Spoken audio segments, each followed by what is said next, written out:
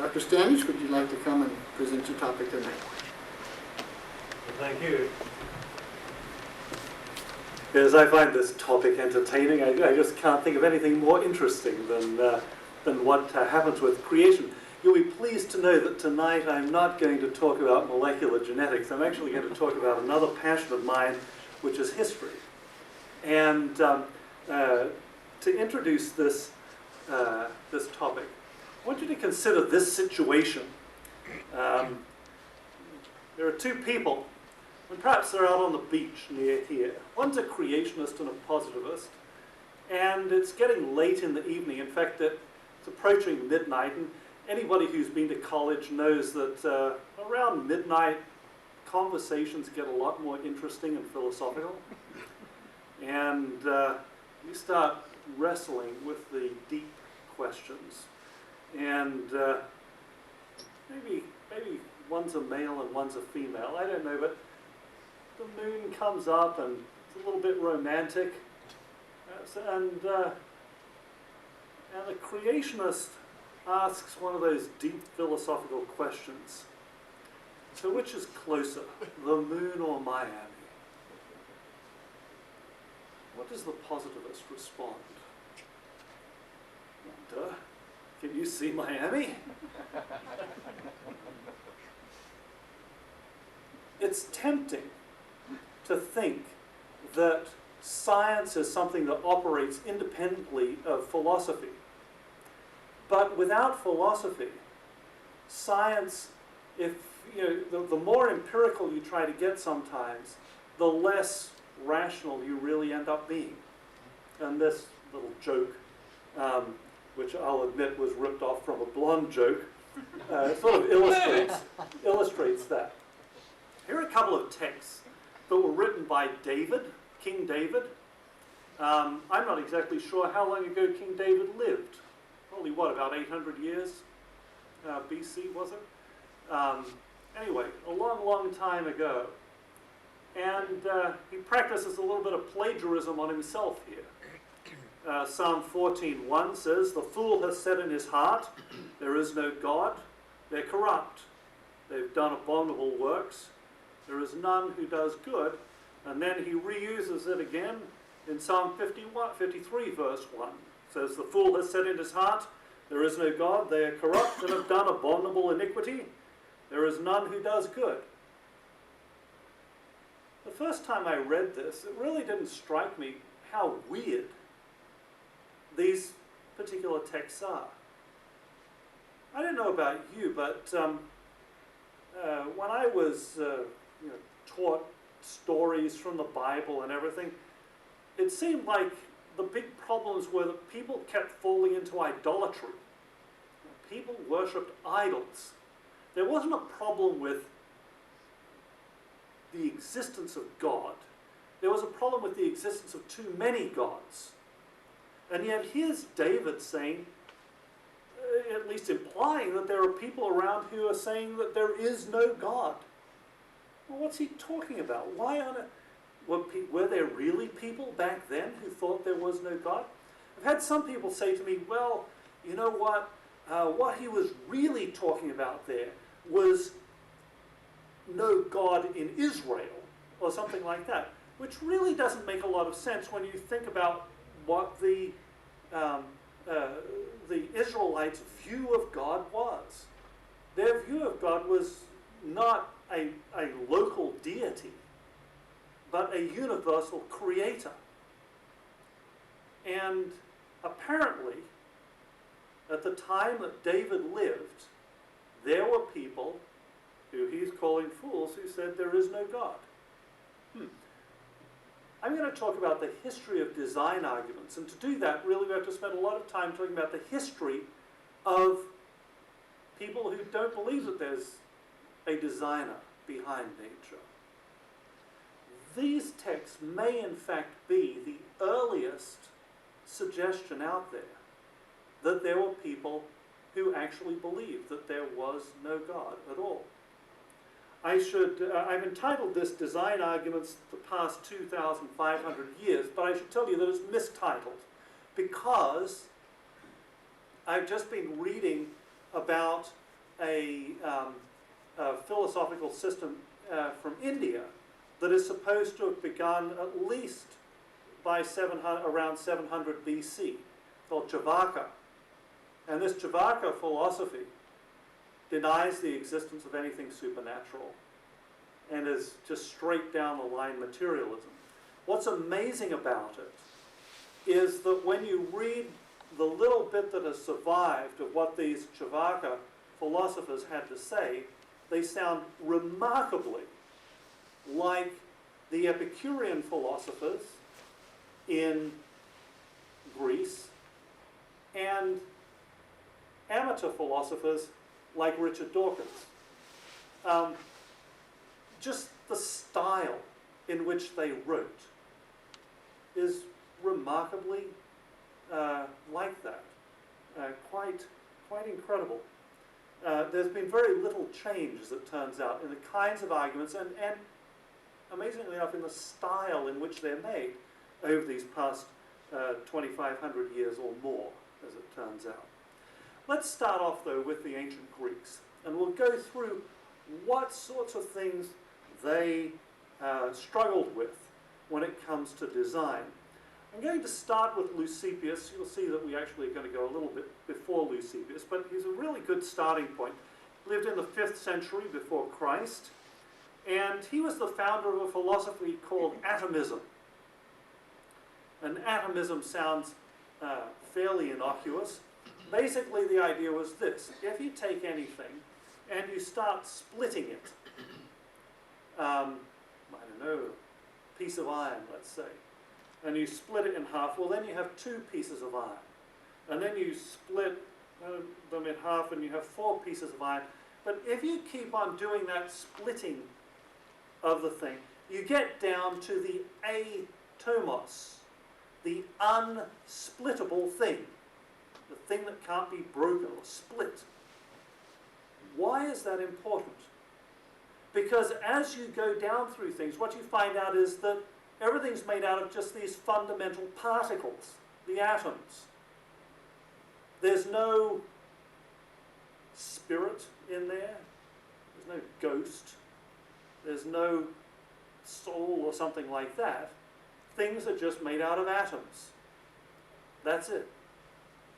So you can see how this thinking could lead to some more. Democritus studied these ideas of Leucippus. You can think of him as being a disciple of Leucippus, but he was also a fascinating character. He was almost like the rich young ruler in the Bible. What happened was this. Democritus's father made a fortune apparently providing supplies to the Persian army. And in doing this, he built up this huge fortune. And Democritus benefited from that fortune in 2 ways. The Persians left magi, wise men, in the town, the perfect people to be talking about at this time of year. In the town in which he lived, and apparently he studied under these Persian magi. But he took that fortune, when his father died, his share of it, and he basically blew it on a worldwide tour. What we're told is that he went around the world, or the then known world, and he collected all of the wisdom of the world.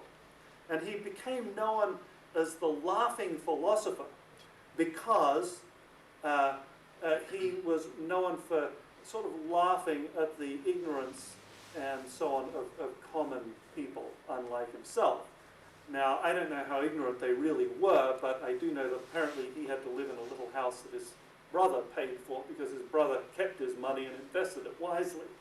But anyway, so Democritus was influenced by this atomism of Leucippus and by other sources. Maybe he encountered these Chavaka philosophers in India. I don't know. But people back then really did get around on occasion. And we have a tendency to, when we think of the then known world, as being a lot smaller than it actually was. So Democritus was a disciple of Leucippus. he expanded this atomic theory, and he believed in the eternity of nature, space, and motion.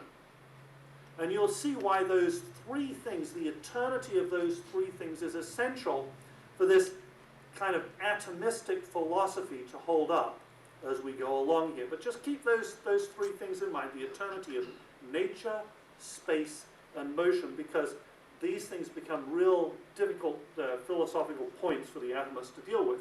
Next person we'll talk about is Epicurus. You can see that these people lived in a sort of fairly close chronological order. Epicurus was born about 341 BC. And so let's see here. He was a Greek philosopher, and he believed essentially in materialism, empiricism, and personally he didn't believe in hedonism. However, his philosophy naturally led to it. Basically what Epicurus did was this. He said, look, the only thing that matters is the material world. That's really the only thing that's real. He's kind of like a positivist. And as a consequence of that, the only reality that we know is what we take in through our senses. That's it. That is our reality. There's nothing else. Now, obviously, he was immediately accused of being an atheist, which was a big problem if you were Greek. But he denied that. He did something that I am certain you have seen occur in your own church, because I've certainly seen it occur in mine. He said, no, it isn't that I don't believe in the gods. It's that I believe they're so holy and perfect that they would never get their hands dirty with the material world. So he basically makes them so holy that they're irrelevant. And I'm sure that you've probably encountered people who do that with God, too. God is so holy and perfect that he's not reaching down here and concerning himself with the troubles of human beings. That would make him somehow or other less perfect. It's a great way to get yourself off the hook if you really are an atheist, but you want to benefit from the friendly company of Christians, or particularly if you want to continue to collect your paycheck at a Christian college. In any case, how does this lead to hedonism? Well, by the way, he was very explicit. There is no judgment after death. There's no heaven, there's no hell. There's nothing like that. Gods don't concern themselves with those sorts of things. We're mortals. They're gods. And so we don't have to fear death. We don't have to fear the consequences of our actions. And the only reality is what we take in through our senses, so obviously the point of our existence is to take in good things. So we may as well eat, drink, and be merry? Yes, exactly. Or he who has the best time wins. And he was a little bit shocked, by the way, to discover that his followers became hedonists. But of course they did. I taught for some years in university settings. In fact, I taught both public and Christian universities here in the United States. And one of the things that I've noticed in doing that is that students actually are not stupid. They may act stupidly on occasion, but they're actually not stupid. And what they will do is they will almost invariably take the lessons that they absorb to their logical conclusion. And so as long as we teach them exactly what Epicurus taught, they will take things to their logical conclusion. And this is probably why we see such a sort of shocking degree of alcohol abuse and sexual immorality and drug abuse on campuses here in this country and elsewhere, by the way. These are smart kids. They pick up their lessons well.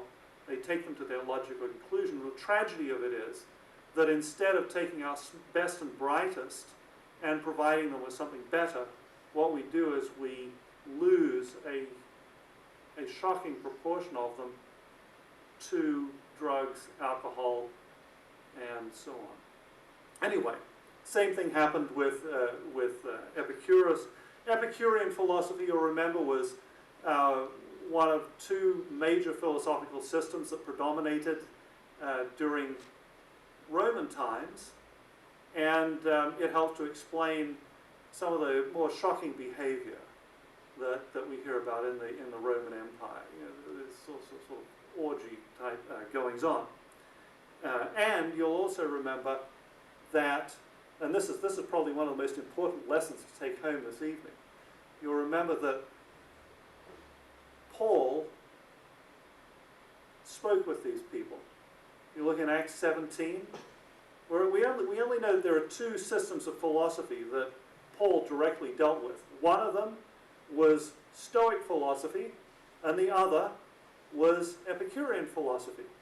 And it becomes obvious when you understand Epicurean philosophy, by the way, and Stoic philosophy, which is basically kind of New Age mumbo-jumbo, that it's just obvious why it was absolutely unthinkable to them that God would come down to earth and live with men and die. And that's why Paul then realizes that he needs to refocus his ministry on this business of Christ crucified. He's being perfectly logical because these are the arguments and the issues that he encountered in his ministry. Well, let's move on to Lucretius, and you'll see why why I'm including Lucretius here. He really wasn't a philosopher. He was he was an Epicurean poet and popularizer of Epicurean philosophy. He died about 55 BC, probably committed suicide. And he believed in the naturalistic origin of matter and life. Now, isn't this fascinating? All of this is going on before Jesus was even born. And what you'll see as we go on here is the environment in which Jesus and the disciples had to exist. It really, really was not different from the environment that we exist in today. They were fighting exactly the same battles that we are.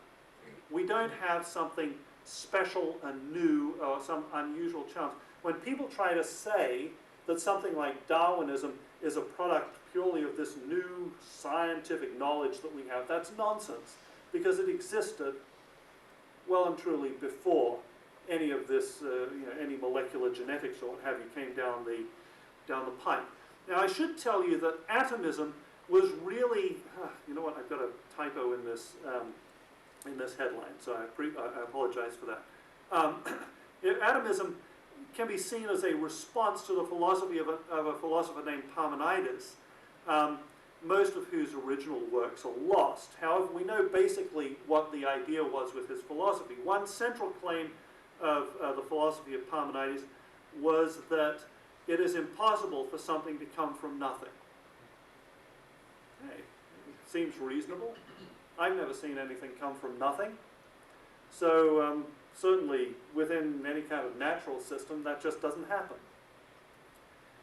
From this, he reasoned that change must merely be an illusion, and thus that reality is a single unchanging whole.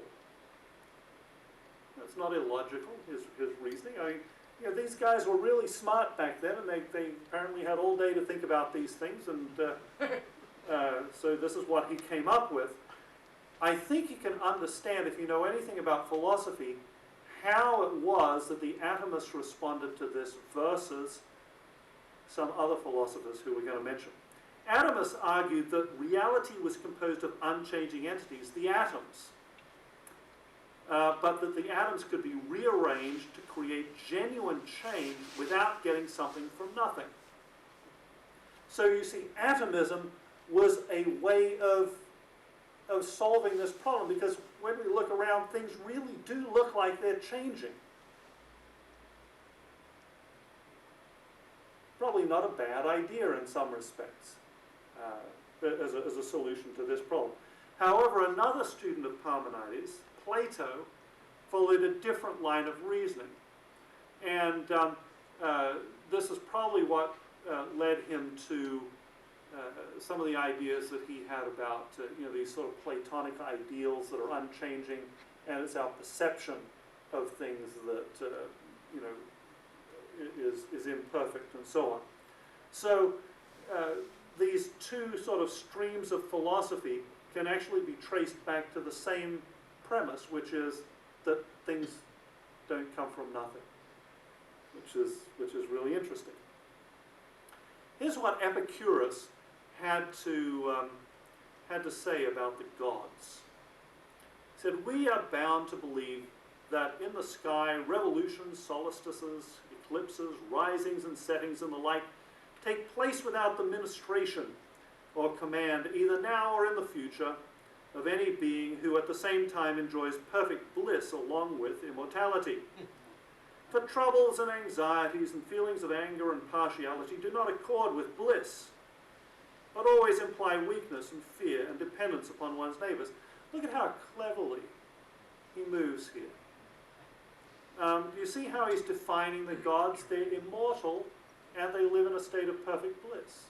Well, as step number one in any argument, if you want to win it, is to define the terms. And that's what he's doing here. He's defining God in these terms, and lo and behold, then, or the gods, then everything else just sort of falls into place. They immediately become irrelevant.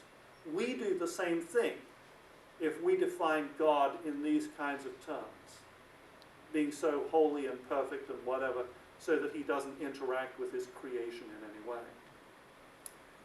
And reading on here. Hence, where we find phenomena invariably recurring, the invariability of the recurrence must be ascribed to the original inception and conglomeration of atoms whereby the world was formed. So there you have it. The world was formed by just a conglomeration of atoms, and that's the reason why things are the way they are. It's not because of the gods. The gods are out there somewhere doing their bliss immortal thing, and they're sort of, done. By making the gods so perfect that they cease to interact with the material world, either in the present or at the time of its formation, Epicurus rendered them irrelevant to material beings. There's no divine judgment to face after death. There's no immortal soul, and for all practical purposes, what is taken in through the senses is the only reality we know. Now, consider this quote here. This is from Charles Darwin's autobiography. "I can indeed hardly see how anyone ought to wish Christianity to be true. For if so plain the language of the text seems to show, that the men who do not believe, and this would include my father, brother, and almost all of my friends, will be everlastingly punished. And this is a damnable doctrine." According to Darwin. Yeah. Do you see why something like Epicurean philosophy might be an attractive thing to people who are living in fear of judgment and hellfire after death? It's kind of Epicurean thinking, man, you know what? If I thought that my options after death were hell or hell, I think I'd choose nothing. And that is, in fact, one of the primary motivations that was certainly presented by Lucretius for accepting Epicurean philosophy. It gives you no fear of death. You don't have to, with death, it's just over. There's nothing else.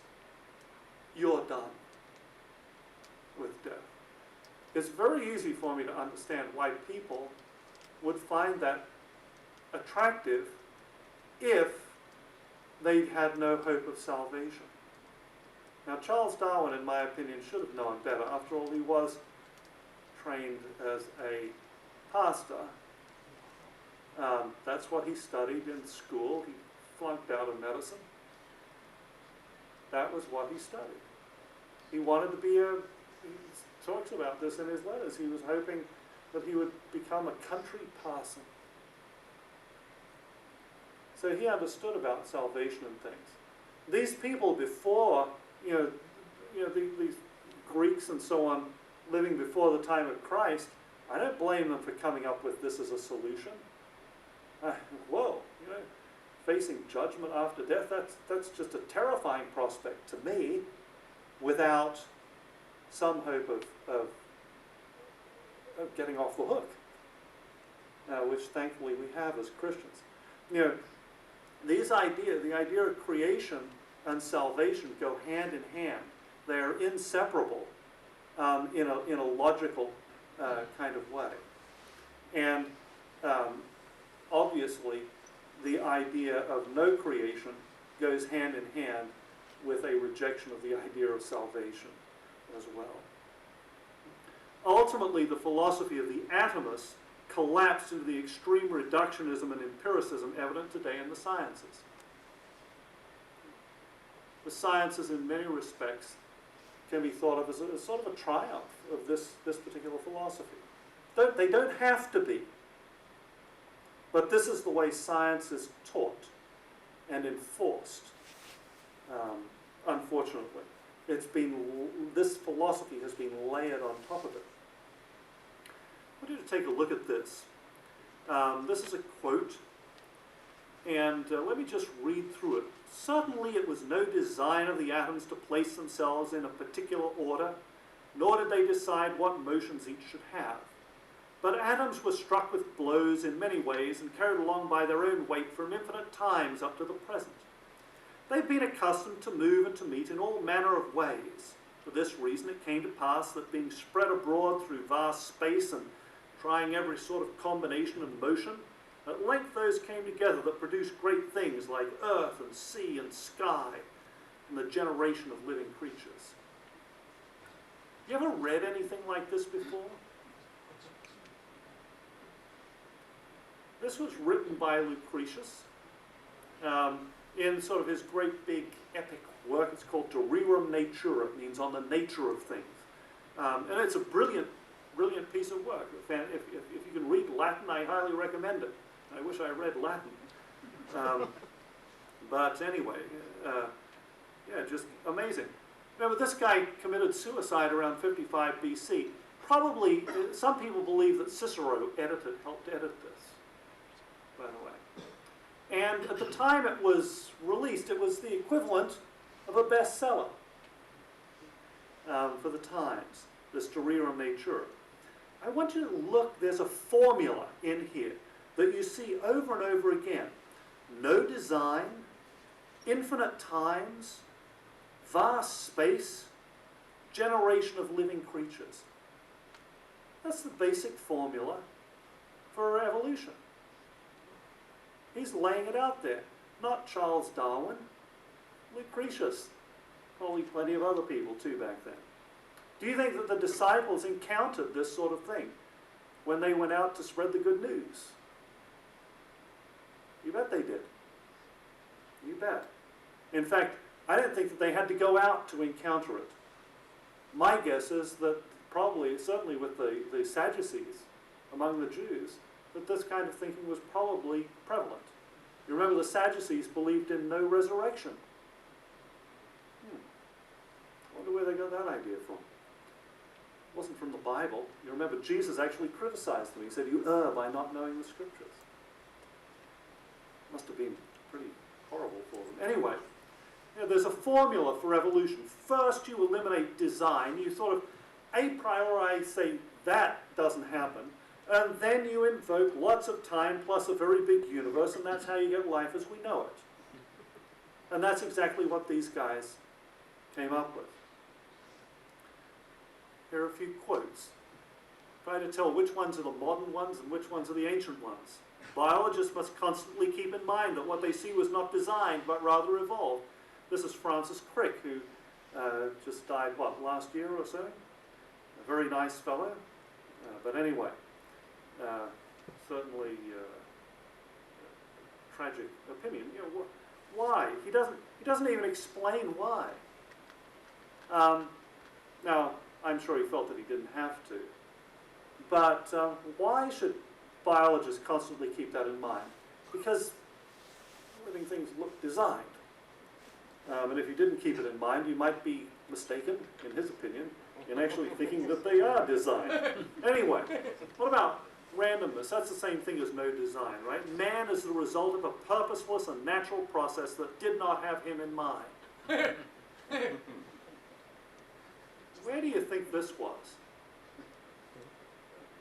I will tell you that this was in the textbook I used teaching public high school students here in the United States. The most popular, probably, public high school textbook. I'm sorry, I take that back. A very similar quote in Miller and Levine. This is George Gaylord Simpson in The Meaning of Evolution. I'm sorry, Evolution is Random and Undirected. That's the one that is in Kenneth Miller and Joseph Levine's Biology, 5th edition.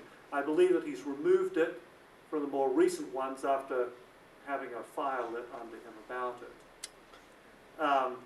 But fancy putting something like that. Why? How would you know whether evolution was random and undirected? If you did believe in evolution, you know, that's really a metaphysical statement, you know, it seems to violate things like separation of church and state. But anyway, you'll notice, by the way, that I've got my thing here. I'm a member of the North American Religious Liberty Association, and a proud member of it, because I do believe in the separation of church and state, and I don't think that people should be shoving their religion down other people's children's throats in public schools, in any sort of government-endorsed way. Certainly not. But I don't see how this, the way that evolution is taught, is not a violation of that. In any case, what about uniformity? This business of long periods of time. Well, this is Darwin in The Origin of Species. Nature acts uniformly and slowly during vast periods of time on the whole organization, in any way which may be for each creature's own good, and thus she may, either directly or more probably indirectly, through correlation, modify the reproductive system in the several descendants from any one species. Can you see why nobody reads The Origin of Species? The bottom line here is nature acts uniformly over long periods of time. Vast time is what's being invoked here. So we eliminate design and we invoke lots of time. Oh, here we have Richard Dawkins. Given infinite time or infinite opportunities, anything is possible. Do you think that that's true? I don't.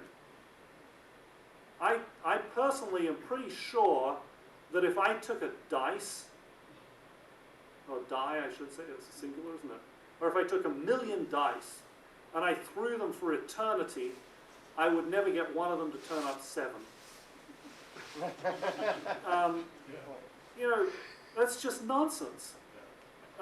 Infinite time and infinite opportunities does not make anything possible. It just doesn't do it. Things have to be possible first. You've got to have a dice with 7 on it to throw a dice with 7 and get 7. Anyway, and now look at this. Look at how he sort of shifts gears. Because, by the way, if what he said was true, then, you know, and let's say there's an infinite number of universes or something out there. It makes science completely irrelevant. Everything is possible. Everything. I mean, if it's possible for, I don't know, an elephant to somehow or other just the, you know, atoms to come together and an elephant to form right here, it's inevitable that it happens. in an infinite amount of time or an infinite number of universes or something. Infinity is really something that's very, very hard to get our brains around. And by the way, in an infinite amount of time, it probably is possible for an elephant to come into existence right there. The thing is, we don't have an infinite number of of opportunities and all the rest of it. Everything is finite. It's more likely, by the way, that an elephant will come into existence there than I'll throw a 7 with a dice. In any case. But everybody knows that there isn't an infinite amount of time, and that science predicts what's probable, not what takes an infinite amount of time to occur. But here he shifts gears, in my opinion, in a sort of sleight of hand, and he says, the large numbers proverbially furnished by astronomy and the large time spans characteristic of geology combine to turn topsy-turvy our everyday estimates of what is expected and what is miraculous. So here we go again. Lots of time, big universe, and we get miracles, like living things.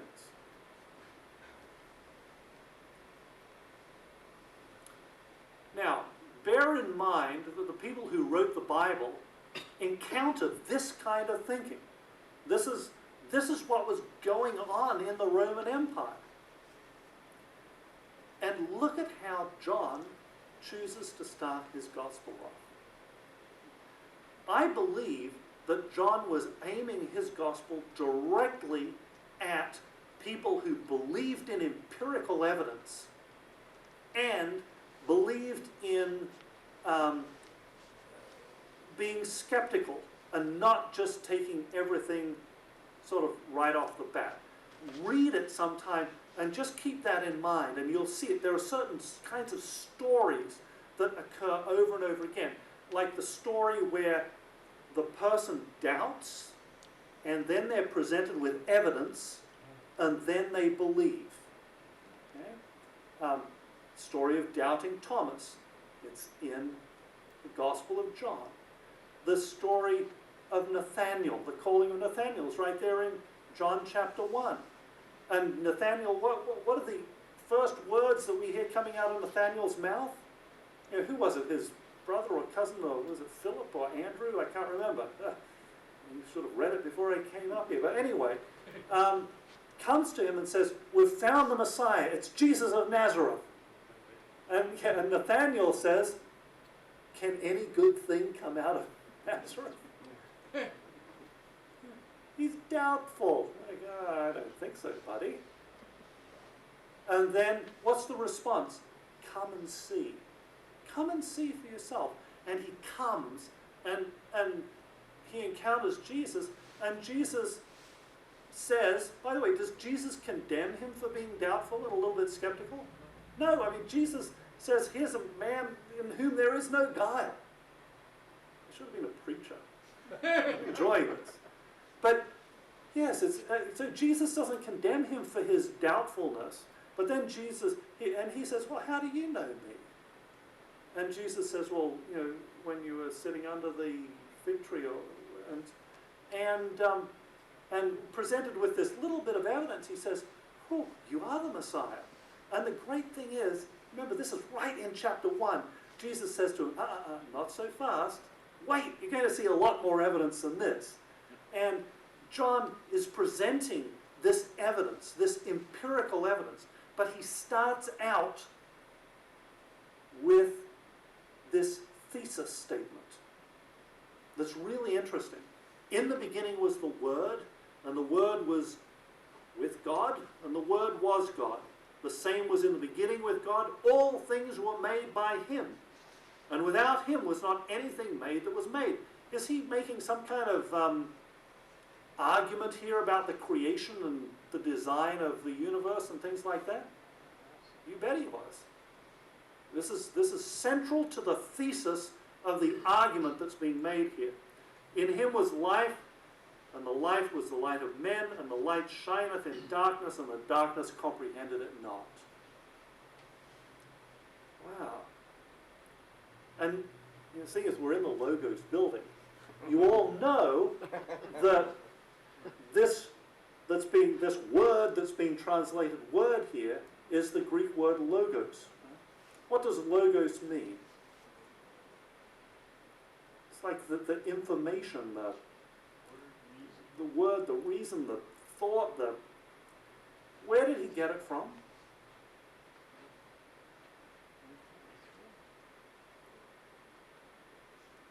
Plato. Choosing that particular word was sending a signal. He was saying, hey, I am on the side, or I am with the people who believe that there is design in the universe here. And we're going to talk about this business of logos just a little bit more. Now, Paul took a kind of different approach to John. Kind of argued in a different way. For the Apostle Paul, the presence of design in nature is self-evident. He's not going to make an argument for it, or for the existence of the Creator. He just makes a direct appeal to design. He says, look, it's self-evident. It's there. Romans 1:20, I'm sure you're all familiar with. For the invisible things of him from the creation of the world are clearly seen, being understood by the things that are made, even his eternal power and Godhead, so that they are without excuse. He's saying, look, let's cut through all this nonsense. It's obvious. Kind of like that. They're taking different kinds of approaches. It's interesting to see how they're going at it. Now, remember, Paul is the guy who addressed the Epicurean and Stoic philosophers in Athens. When was it? Last year. I was in Turkey, and I decided to end my trip. I took a ferry to the island of Patmos, and I thought, well, should I go back to Turkey and head back that way, or should I take another ferry and go on to Athens and see Athens for a day? So that's what I did. I had a good friend with me, and who was actually supposed to go to Israel, but things blew up in Israel at that time, and he couldn't go, so I said, come with me, you can share my hotel room. We had a wonderful time together.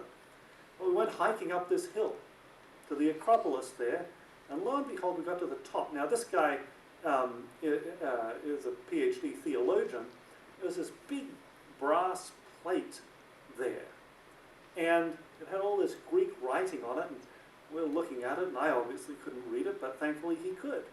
And he's trying to read through it and show me what a brilliant Greek scholar he is. And he got through about 5 or 10 words, and then the penny dropped with us. It was Acts 17. Yeah. And purely by accident, we're on Mars Hill. So it's kind of a thrilling and interesting thing. We had a wonderful day there, I can tell you. Anyway, so here's Paul. He's on Mars Hill too. And he's addressing Epicurean and Stoic philosophers. And he begins his argument with an appeal to the creation by addressing the question of causes. Because this business of causes was a big deal with these Greeks. What is the cause of things? And we're just going to build on this as we go along. You'll see this cause, motion. What started the motion? How did the atoms get moving and things? They're struggling with this. And he proposes this unknown God that they're worshipping already as the ultimate cause of everything, the Creator, God.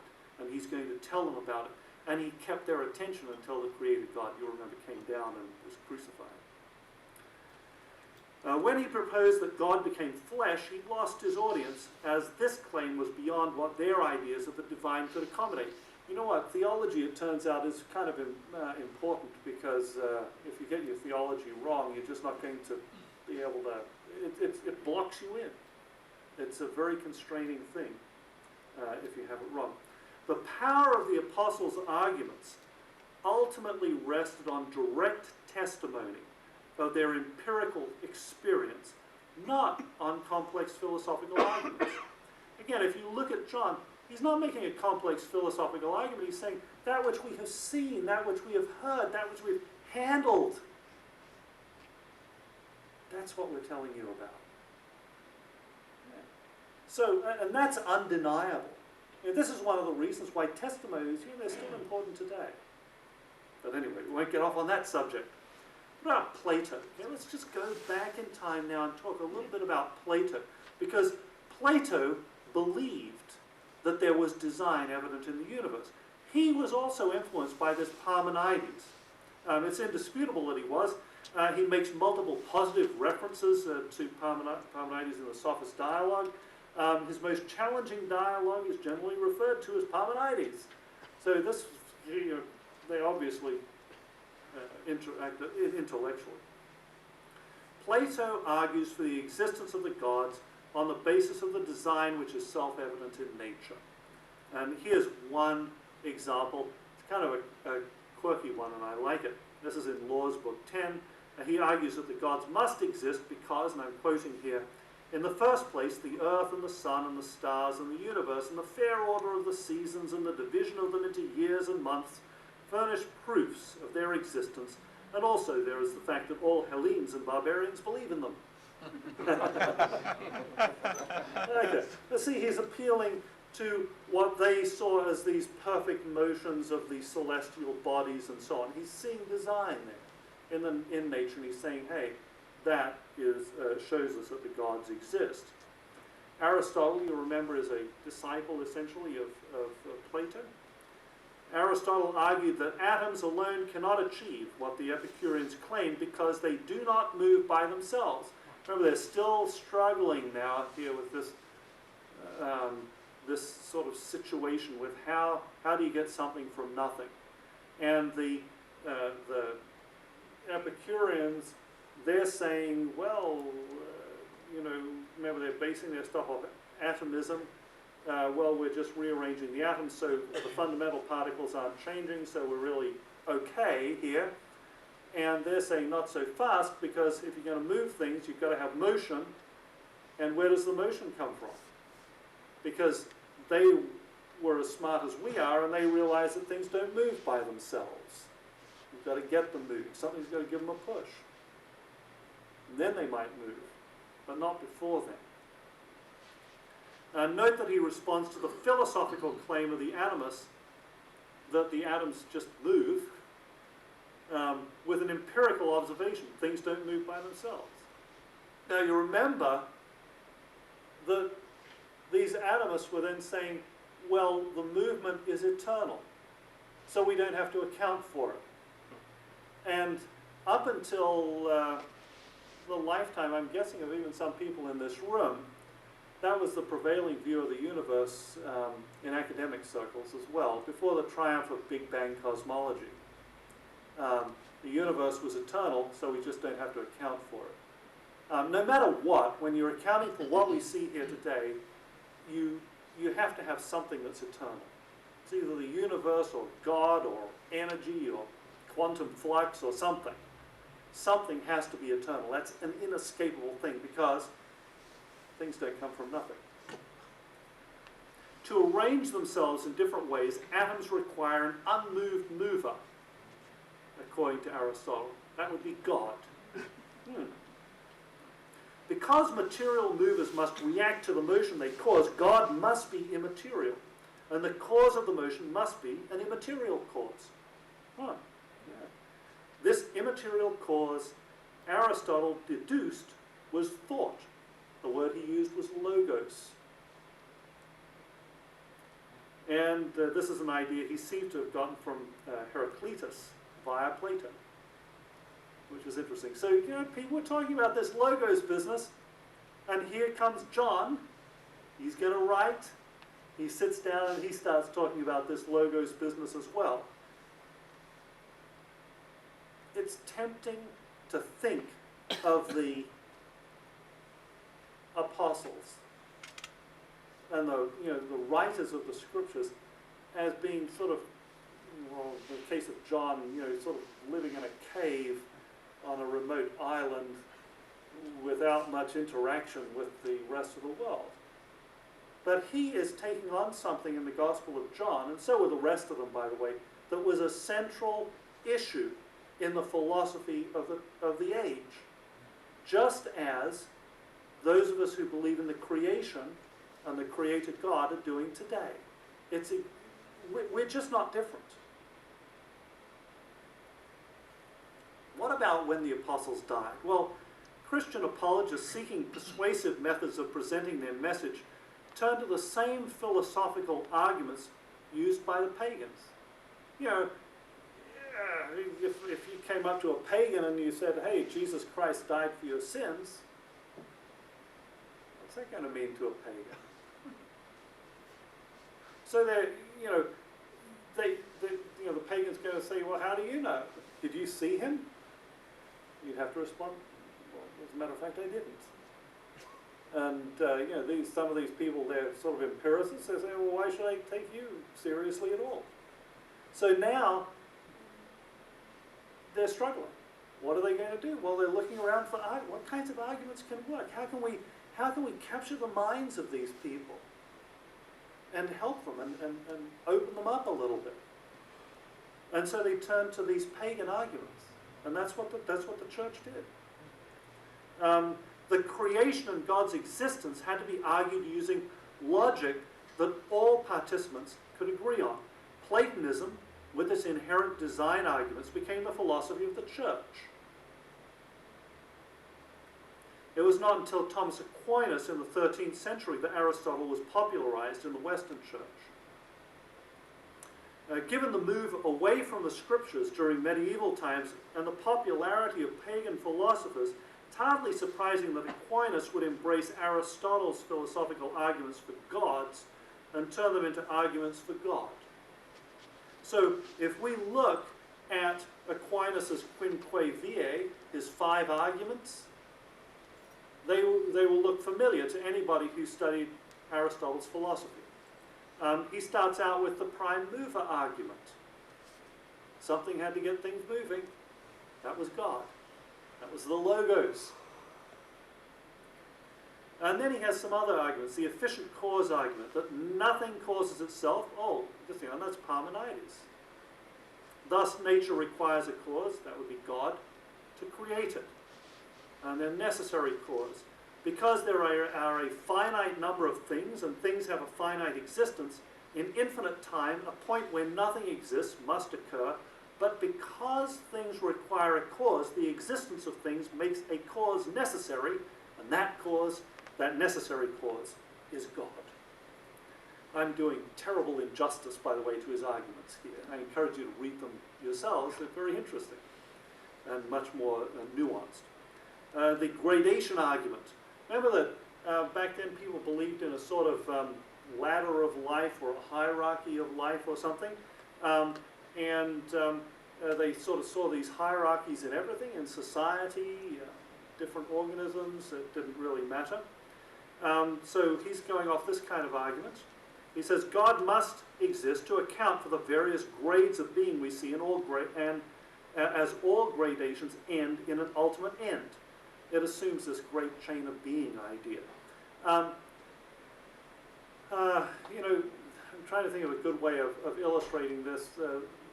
I put it this way, how do you know whether something's hot or cold?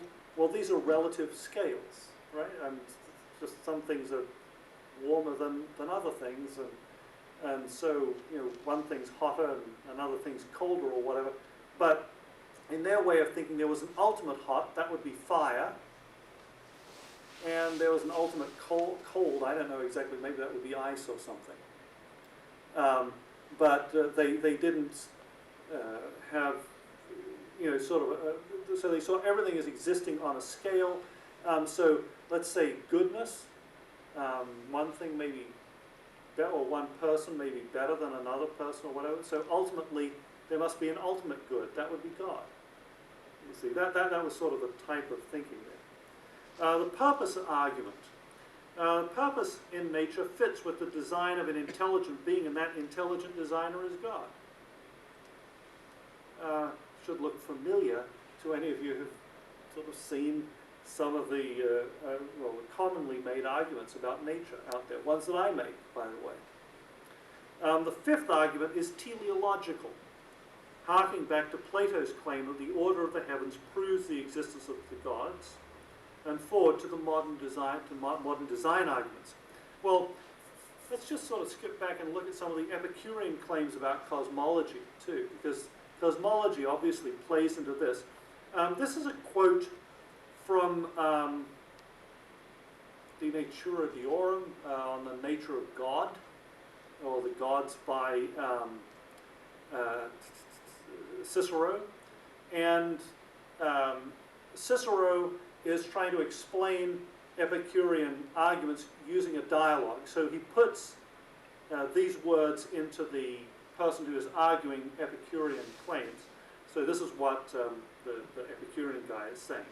For he, Epicurus, who taught us all the rest, has also taught us that the world was made by nature, without needing an artificer to construct it, and that the act of creation, which according to you cannot be performed without divine skill, is so easy that nature will create, is creating, and has created worlds without number. You heard that before? You, on the contrary, cannot see how nature can achieve all of this without the aid of some intelligence. Wow. Yeah, but this is before the time of Christ that this was written. According to Ptolemaic cosmology, the Epicurean claim of worlds without number is clearly preposterous. Remember, Ptolemaic cosmology placed the Earth sort of at the center of the universe, and everything else is kind of going around it, and so on.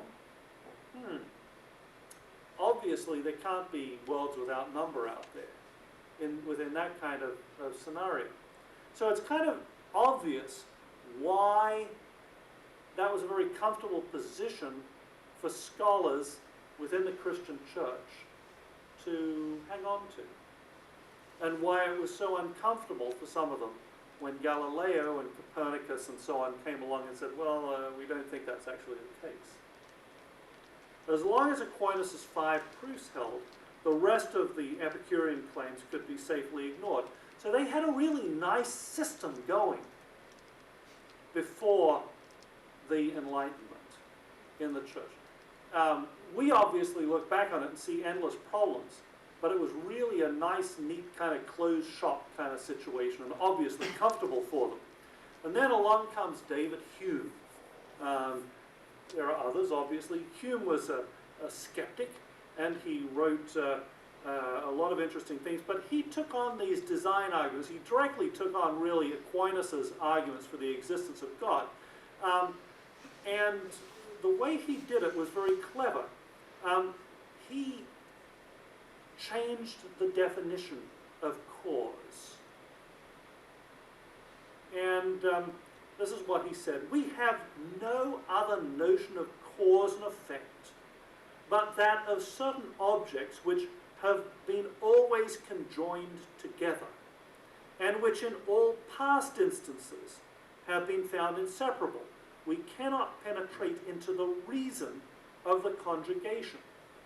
Have you ever heard people say correlation is not the same thing as causation? This is one of the things that was drilled into me in college, and it's absolutely correct. But that's sort of what Hume is saying here. In fact, it's probably one of the big contributions to thinking that Hume really came up with. Just because you see two things correlated together doesn't mean that one caused the other. Dead bodies tend to be cold. Does that mean that cold caused the body to become dead? Well, no. Probably not the best example, but you get the point. And he's basically going to push this now. He's going to shift the field of battle so that he can win. And this is how he did it. By reworking thinking about causes, Hume changed the field of intellectual battle from the one that Aristotle and Aquinas constructed their arguments on. So naturally he was able to beat them. Under these conditions, more favorable to his own position, Hume directed his skepticism at the design argument. So here's Hume's 5 counter-arguments. He says, nature produces ordered things like crystals without an obvious intelligent cause. It's illogical to claim that all ordered things or objects with apparent purpose imply an intelligent agent like God.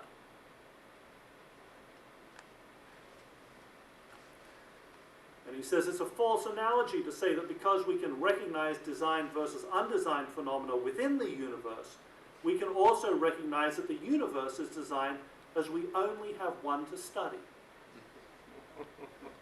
Saying, hey, you know what? That's it. We've only got one. How would we know the difference between a designed and an undesigned universe? 3. An apparently designed universe does not logically lead to theism, as were an effect presented which was entirely singular and could not be comprehended under any known species, I do not see that we could form any conjecture or inference at all concerning its cause. It's kind of similar to the last argument that he made, number 2. But how would we know what caused the design universe if we've only got one of them anyway? Have any of you seen God designing the universe or making one? I personally haven't. You get the point. I mean, this is the way he's arguing. If the universe, number 4, if the universe requires design, then the mind that designed it must require at least as much design, and thus also requires a designer, who must be designed and so on ad infinitum. Alternatively, if the designer, God, can be self-ordered, then why not the universe? This is an argument, by the way, that Richard Dawkins is using in his God Delusion book and so on. These are not, these arguments just recycled all the time. And 5, frequently apparent design for a purpose may be just as well explained by a filtering process rather than a teleological one. In other words, things just passing through some kind of filtering process can wind up looking designed without somebody having a goal in mind and creating something or moving towards that goal.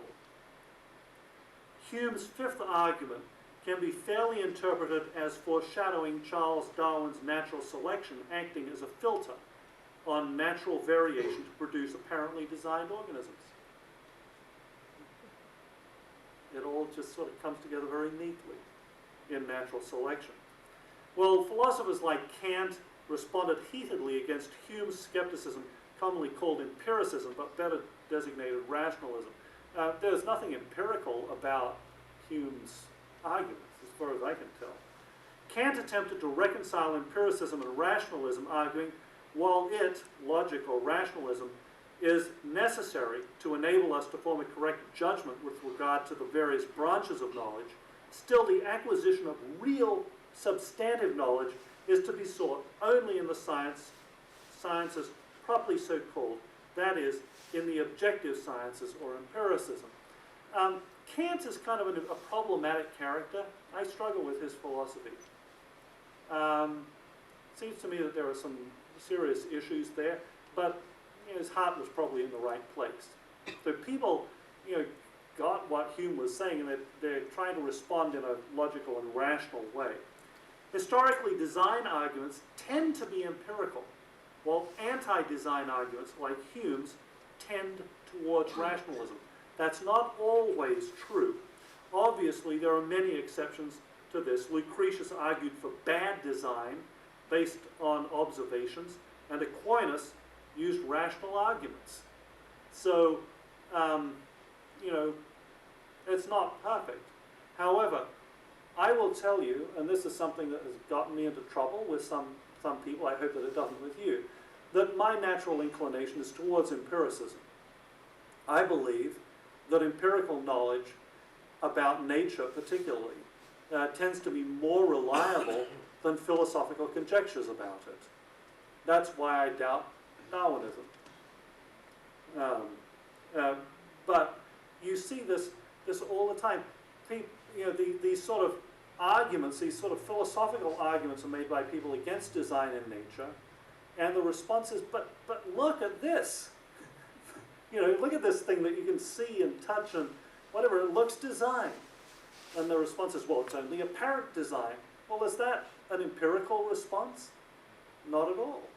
It's a kind of philosophical kind of response. So, Hume, Paley, and Darwin. Hume's anti-design arguments were countered with more philosophical arguments and appeals to evidence. For example, William Paley, who you probably heard of before in his natural theology, argued from analogy that upon finding a watch, it is perfectly reasonable to conclude that the watch must have had a maker. Paley tested his analogy comparing devices known to be human products, for example, a telescope, with related phenomena observed in nature, for example, eyes. He's saying, look, this is designed, this is kind of similar. Why would you say it's not designed? Darwin claimed the logic of this book, that would be Paley's Evidences of Christianity, and, as I may add, of his natural theology, gave me as much delight as did Euclid. Okay, this is early during his education. But this is what he's writing in his autobiography. And then he says, I did not at the time trouble myself about Paley's premises. Obviously, if you change the premises of an argument, you're going to come to different conclusions. That's what Darwin did. That's why Paley didn't impress him in the end. On the Origin of Species was a direct response to Paley. By filtering natural variation via natural selection, Darwin sought to show that purpose in organisms is only apparent. Okay, what about materialism? Materialism is the belief that only matter exists. Look at this quote. By the way, the capitalization is Carl Sagan's capital. He has it like this. He says, the cosmos is all that is, or ever was, or ever will be. That's materialism right there. That's it, the cosmos. That's all that exists. There's nothing outside of God. God doesn't exist. Nothing that transcends nature. Cosmos, that's it. Does this sound familiar to you, by the way? Does it have a sort of familiar ring to it? The cosmos is all that is, or ever was, or ever will be. Well, yeah, but does it sound a little bit like the doxology to you, as it was in the beginning of it? Yeah, that's on purpose. He's purposely doing that, apparently, in here. Democritus held that the atoms and the vacuum were the beginning of the universe and that everything else existed only in opinion. Do you see any difference between these two views? It's amazing when you start lining up quotes from these ancient philosophers with modern people. They're saying exactly the same thing. Therefore, beside emptiness and bodies or atoms, no third thing exists by itself in all of nature. That's Lucretius. Nature can be seen as free of overlords. Everything she does is completely by herself, without help from gods. Oh, this is great. The world was certainly not made for us by divine power. So great are the faults with which it stands endowed. Its imperfection carries the day for evolution. Stephen Jay Gould. It's just amazing to read through these things. I don't know why I didn't do a philosophy degree instead of a science one. It's just so interesting. What about imperfection? Were people struggling with this issue of imperfection? Well, look, Lucretius is arguing that on the basis of imperfection that the gods can't exist. Or at least have nothing to do with nature, if they do exist. And here is Paul. He's arguing, for the creation was subjected to futility, not willingly, but because of him who subjected it, in hope that the creation itself also will be set free from its slavery to corruption into the freedom of the glory of the children of God. And read Romans 8. He's struggling with this business of imperfection. It's not just the problem of evil stuff, it's imperfection. What are these things in nature that just don't look right? How do we explain it? Paul is trying to help people think this through and to see that it's sin that causes these issues. And by the way, you'll note that Lucretius loved imperfection because it took on Platonic arguments head on. See, they're saying, hey, the imperfection is real. Christians also, at least the kind of Christian I am, say, yeah, you know what? The problems are real in nature. But the cause is sin. There is an actual cause for it. Whereas for the Platonists, real imperfection was a real problem. Anyway, so again, these guys who wrote the Bible, they were familiar with these arguments, the very things that we see today and struggle with today. They're offering us help to think through them. They weren't operating in a vacuum. They weren't sort of living 2,000 years ago, sort of wearing hairy garments and prophesying, at city gates or something. They had a very, very sophisticated situation going on. Yeah. There are two kinds of design arguments. The first is a sort of from nature to design kind of argument. And these are the kinds of arguments that you see intelligent design people making. I'm very sympathetic to them. I know that there are some people who have a problem with the intelligent design approach because they don't incorporate the second kind of design argument, which is from the design evident in nature to God himself. And I also understand the issues with that. Obviously, I don't have a personal problem with doing that. But really, design arguments can be split into these two particular kinds, and it's important to sort of keep them maybe a little bit separate when we're evaluating the kinds of arguments that are being made. Darwin opposed arguing from nature to an intelligent cause. Ironically, his position relies on theological premises and not on the copious data he invokes, and appears to be an attempt to solve the problem of evil in nature. I don't know if you've ever read anything by Cornelius Hunter. Is it Finding Darwin's God or Darwin's God? Or there are several books with similar titles, but let's see here. I might give the reference. I guess I don't. But anyway, this is the way he puts it. The whole point of Darwin's theory was to separate God from the world in order to explain its inefficiencies and quandaries. He couldn't then smuggle God back into the theory to explain complexity.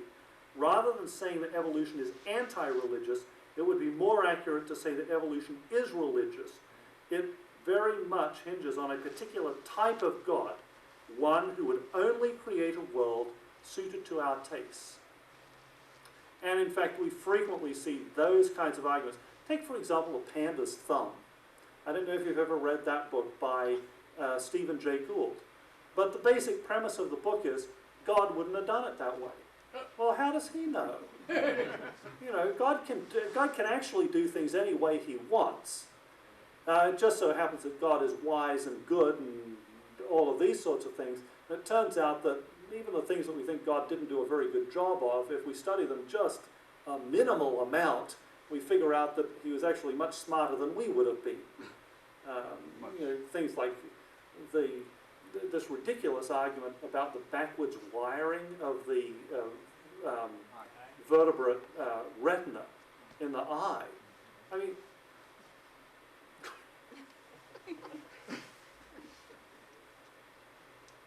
anyway, we can spend the rest of the evening on that. It's just, yeah, so the basic idea is this. Now you've got me going. I'm sorry, I know the time's going, but we don't have too much more in this.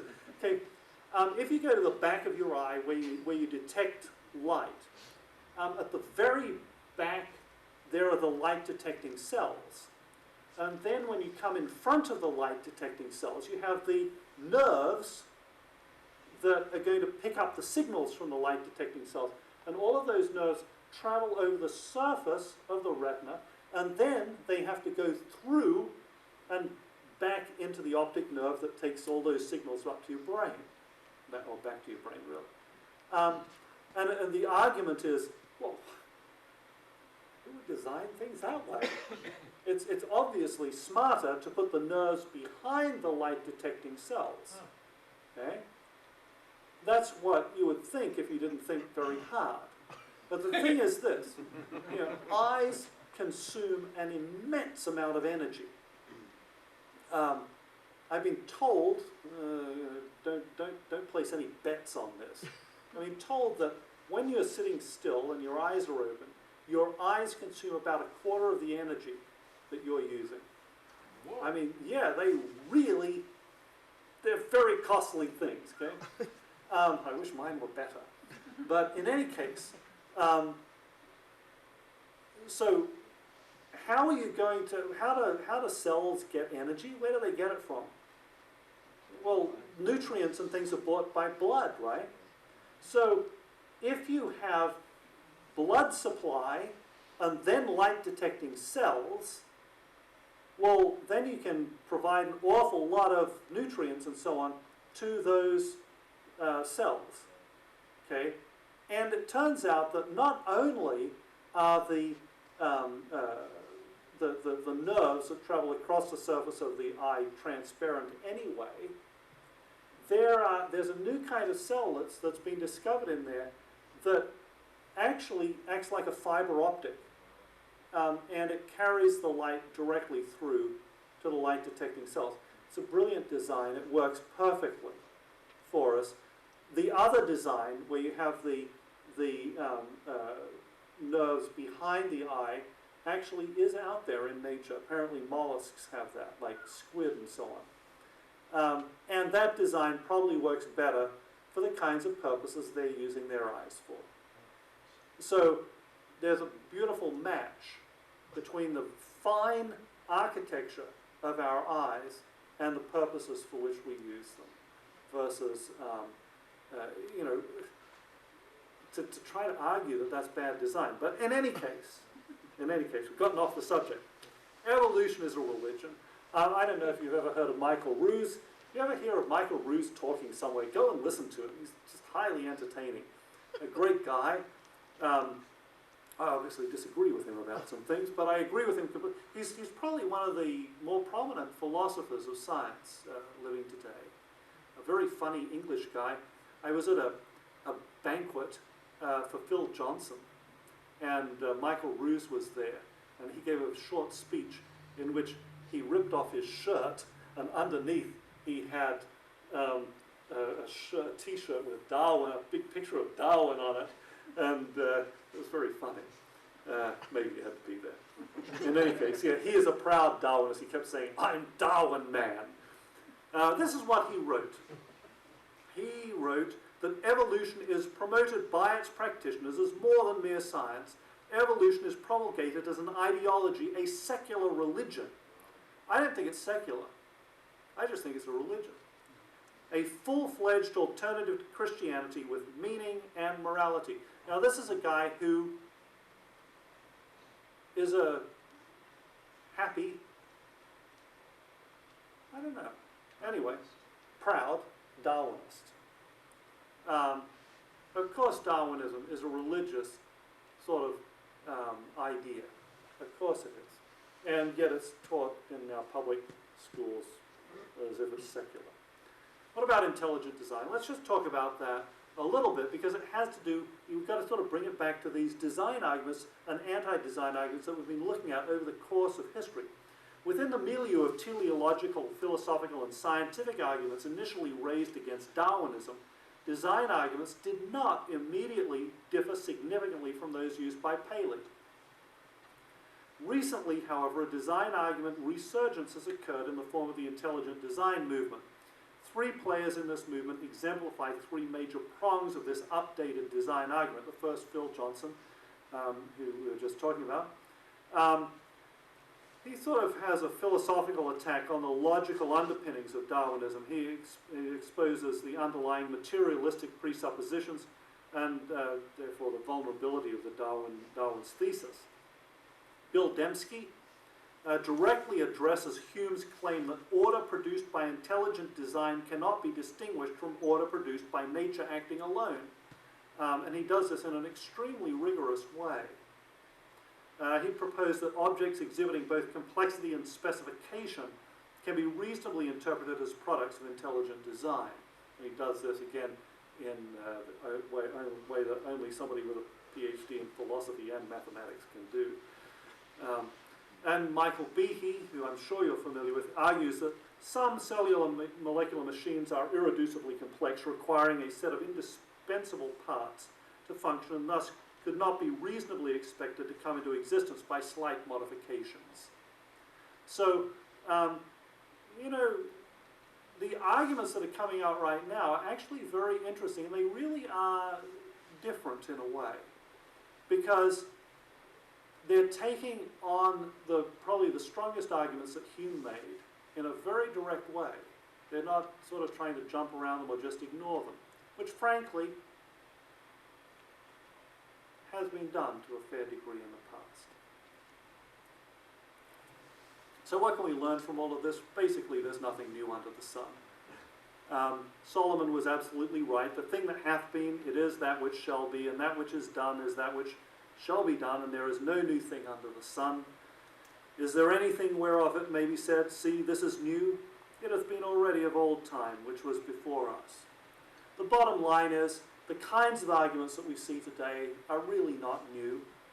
The fundamental arguments were made well before the time of Christ. People who wrote the Bible were helping us to directly address those particular arguments.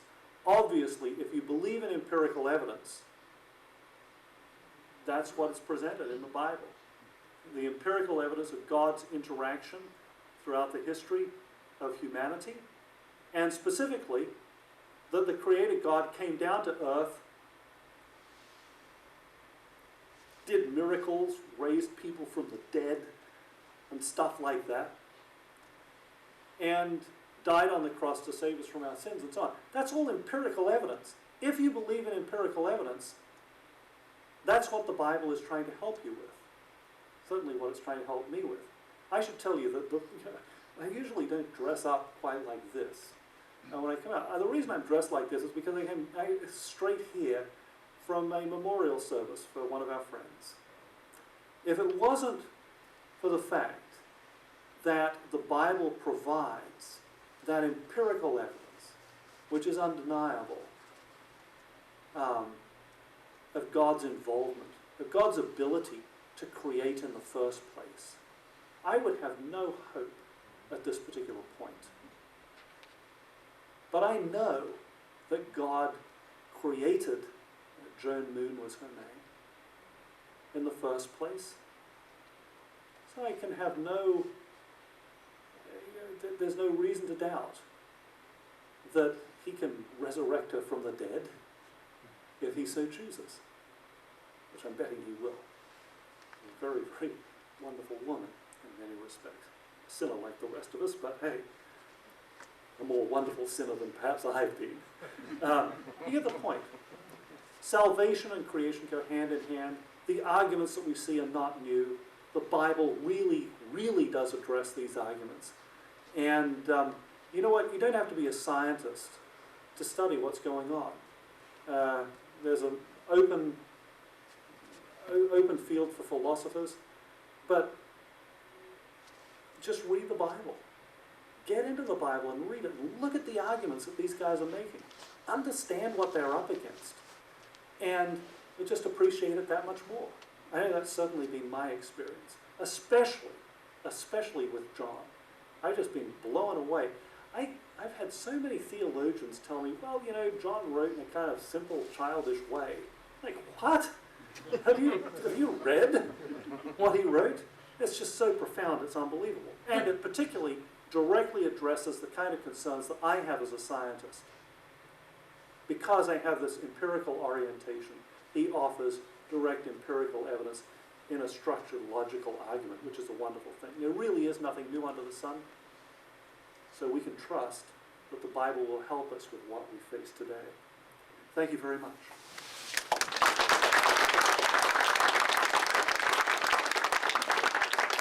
I don't know if do we have time for some questions and answers? Or? About a 5-minute break. And Sure.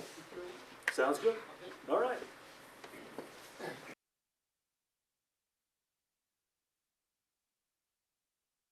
There are people who pay not to have to do that. Anyway, yes, are there any questions, or have I completely bamboozled everybody? All right, at the back there. Yeah. Why did Darwin not become country parson? Yeah. Repeat the question. Yeah, the question was, why did Darwin not become a country parson? I'm not sure that I could give you sort of a perfect definitive answer on that. The way that I understand it, he was a fairly young man when he went on the voyage of the Beagle. And if you follow his, you can read the letters that he wrote home and so on during that voyage. And they're quite interesting. He obviously had not completely lost his faith or anything, even by the end of it. But when he got back to England, he decided to write out his experiences in a book called The Voyage of the Beagle, which is by far the most grippingly interesting book he wrote. It really is an interesting book. Here's a young man, he's traveling around the world and so on. And I think that one thing just led to another. I know that he had a huge crisis in his faith, apparently related to the death of one of his daughters. So that probably led away from it.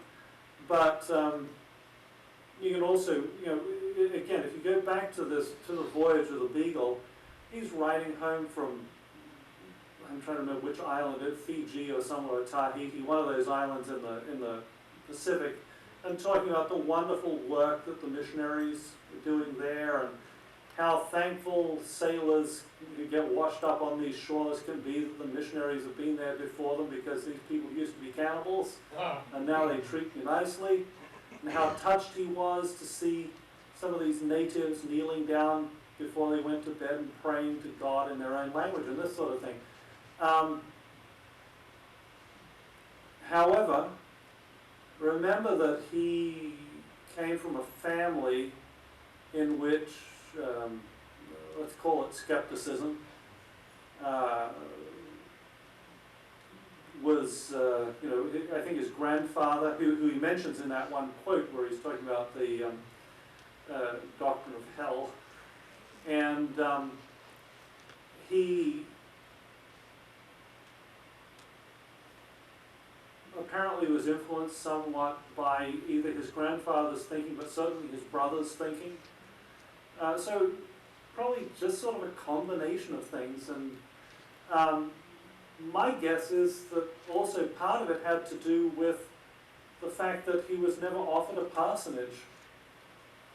Remember, this is the Church of England, so you came out of Oxford. And it's probably a little bit like the Adventist church of which I'm a member. You graduate from the seminary, and if no one wants to hire you, you don't become a pastor.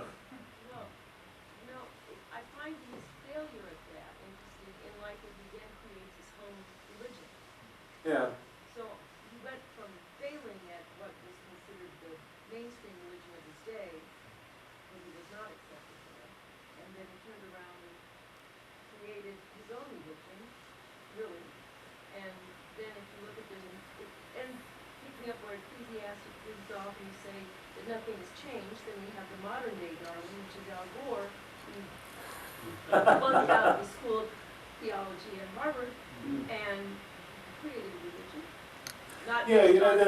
There's nothing worse than a pastor gone bad. Let's not forget that Joseph Stalin also. Sometimes people say, well, things like religion and stuff, they're not that important. What's really important is putting food in people's stomachs and healing their sicknesses and stuff like that. That's of practical use. And you know what, I grew up as a missionary's kid in Southeast Asia, and my father's a physician. I can assure you that just healing people's illnesses doesn't really do much good in any kind of great way.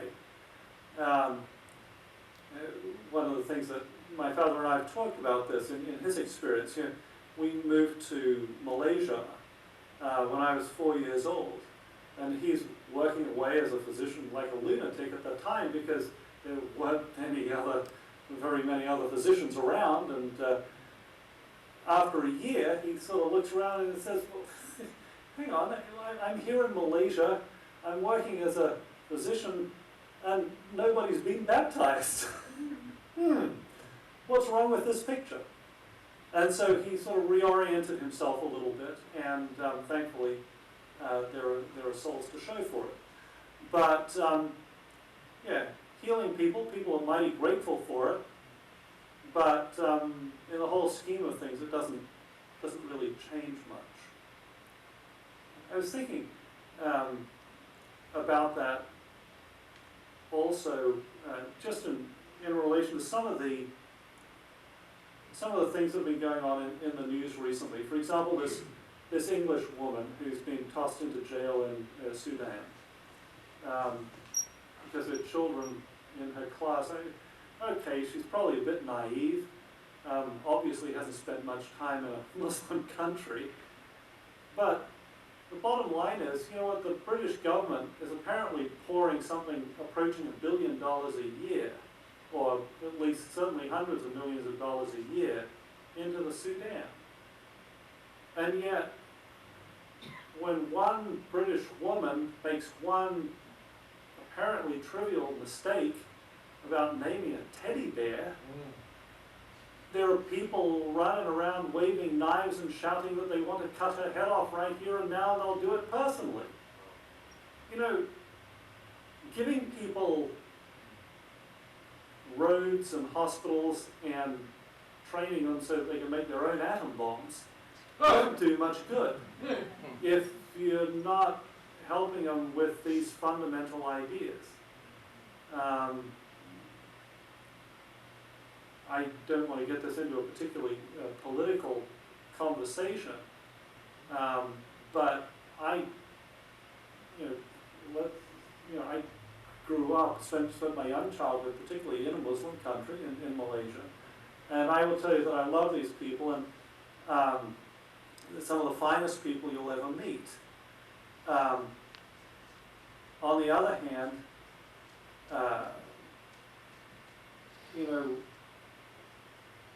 giving these people technology and stuff ultimately doesn't help. It just doesn't help. The most valuable thing that we have to give is Christianity. That will really help in a vastly more profound and long-term way than just throwing hundreds of millions of dollars at them or something. Yes. Did you ever have a crisis in your faith, or you just grew up Christian? No, I had a crisis in my faith. In fact, multiple crises in my faith. Sure. I don't think that any thinking person doesn't have crises in their faith. Well, no, what I meant is, like, when I usually hear somebody who's a molecular scientist or whatever, I'm thinking, oh gosh, they're either agnostic or an atheist. Do you know, in other words, do you know of anybody, including yourself, who did like a turnaround from evolution and anti-God to being Christian? Sure. Yeah. Could you share one story maybe you know? Well, I can give you multiple examples probably. One of my, I'm just sort of debating in my mind whose personal details I should divulge without. Keep it anonymous.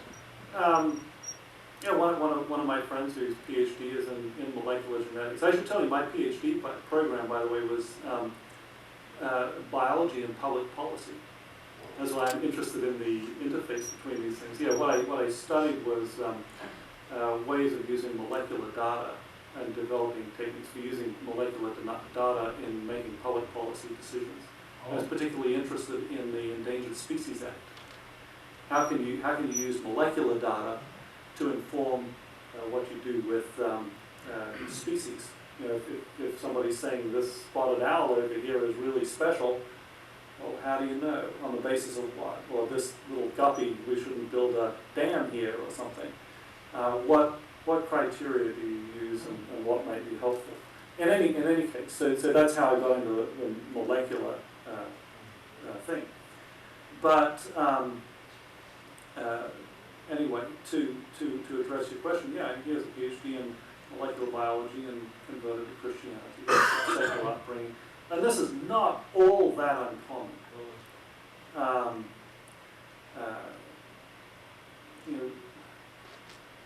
There's certainly a point, and you have people like Dean Kenyon. I think that his situation is pretty powerful. public.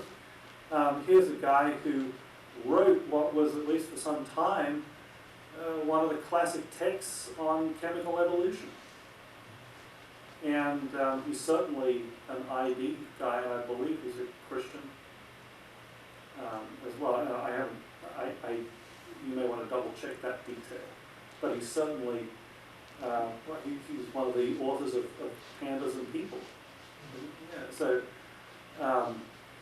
yeah, there's just, you know, what we're facing in this society right now is a kind of perfect storm. On the one hand, you have entertainment that people invest huge amounts of time and resources in that has nothing to do with forming an ability to think in any way. In fact, you have to sort of, I don't have a television because it just drives me insane to watch these programs that it's not just the sort of insult to my faith, it's the insult to any rational person's intellect that merely drives me over the edge. I just cannot suspend. You've got to suspend reality to do it. So you've got all these people sort of doing that for massive amounts of time every day, especially when they're watching the CBS News. But yeah, I shouldn't have said that. There are some facts sometimes, but you know, the whole thing is just sort of collapsed. And then what's reported as important information is that Britney Spears is going out without any underwear on. You know, that's sort of the level that we've gotten to. Then you have the collapse of the family, and you know, there's no father around.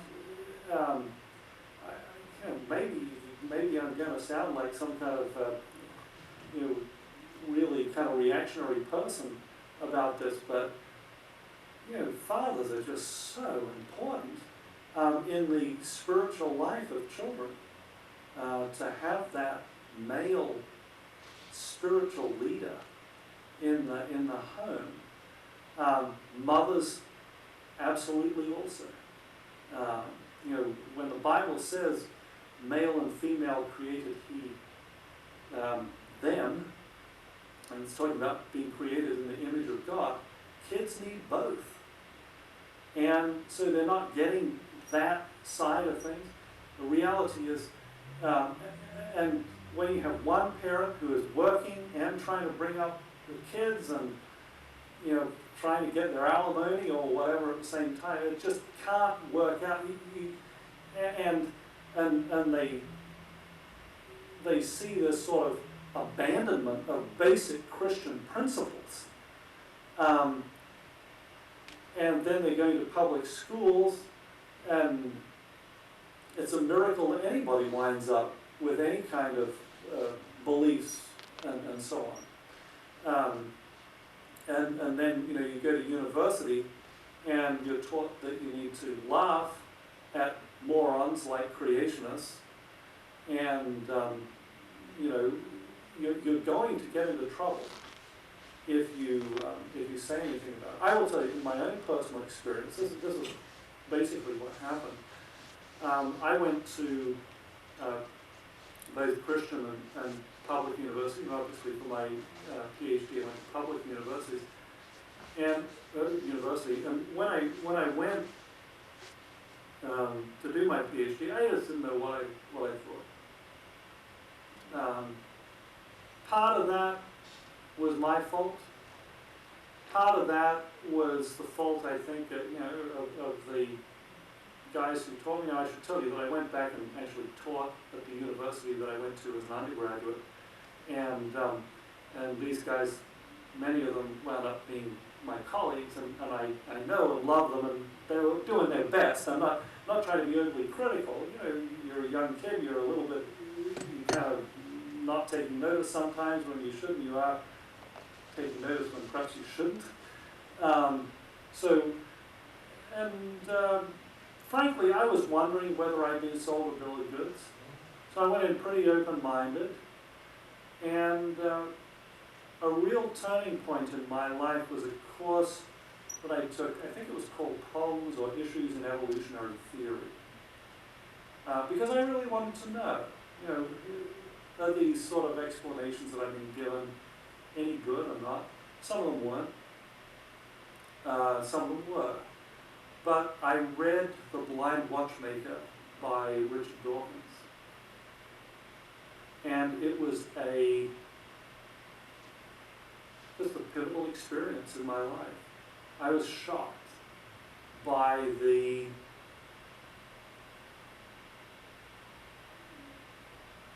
just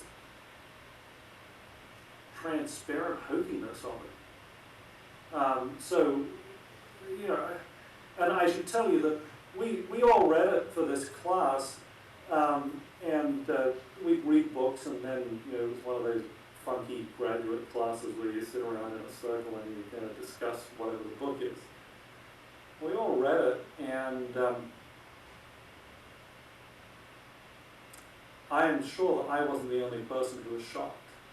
My guess is, well, I mean, maybe not, but I would be surprised if reading The Blind Watchmaker has converted more people to creationism than any other book out there. It's just, I was expecting something that was logical, that presented, you know, data that logically went with things, and it doesn't. I mean, he constantly presents things that are not evolution. And he'll, you know, go on for like 20 pages talking about some funky idea like clay crystals or something, and then there'll be sort of one sentence or so at the end, and well, of course, evolution isn't exactly like that, but maybe it's like this. And then he writes in this wonderful, elegant, easy to read, fun style. But, you know, I'm sort of waiting, okay, now when is the argument going to come? When are you, you've probably heard of his argument about how he has a computer program that can very easily evolve, and he thinks it's a weasel. Oh, methinks it's a weasel is just a phrase from Hamlet. They're looking at the clouds and discussing what they look like, and so the question is, how can you evolve a meaningful phrase like that? And he says, well, it's really easy. Because, and I can do this on my computer, I can simulate it, and in 10 or 20 or whatever it is, maybe 50 iterations, I can wind up with an exact match to that. And then when you look at how he does it, it's not how evolution evolves things. It's completely teleological. You have the goal in mind of producing that thing. And the way he does it is, he starts off with gibberish, but any letter in the gibberish that happens to be in the right place and the right letter gets locked in. And then in the next iteration, you know, and so after a few iterations, you have all of the correct letters locked in, and bingo, you've got what you want. Voila, evolution is easy. Well, except that that's not evolution. That's not how Darwinism works. Yeah, exactly. And he's passing off things like this, and he does this wonderful description of the bat echolocation system, and then sort of assures us that it's only the appearance of design. And why? Yeah, so as I said, I'm sure that I wasn't the only person who was shocked by reading that book, because I was expecting something, and I think it was then that the penny really dropped for me. You know what? There are some real issues here with this theory of evolution, and yeah, and therefore I'd better take a look at what the alternative in a more serious way. I mean, nature really looks designed. That's not always a comfortable thing for me personally. Sure, you know, viruses look designed. I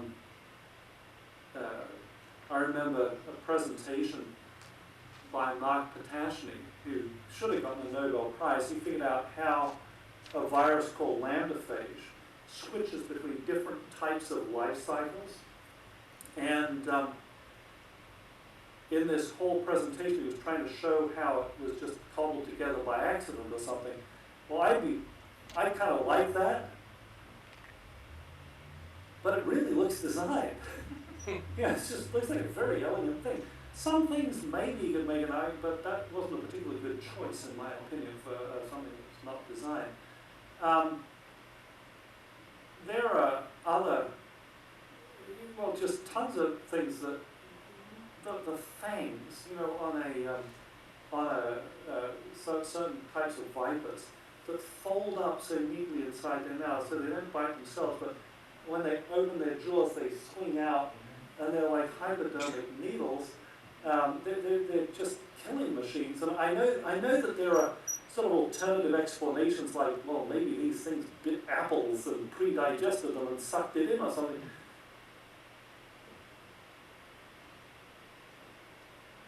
It really looks like a really integrated system. Cats. Cats are just beautiful, but they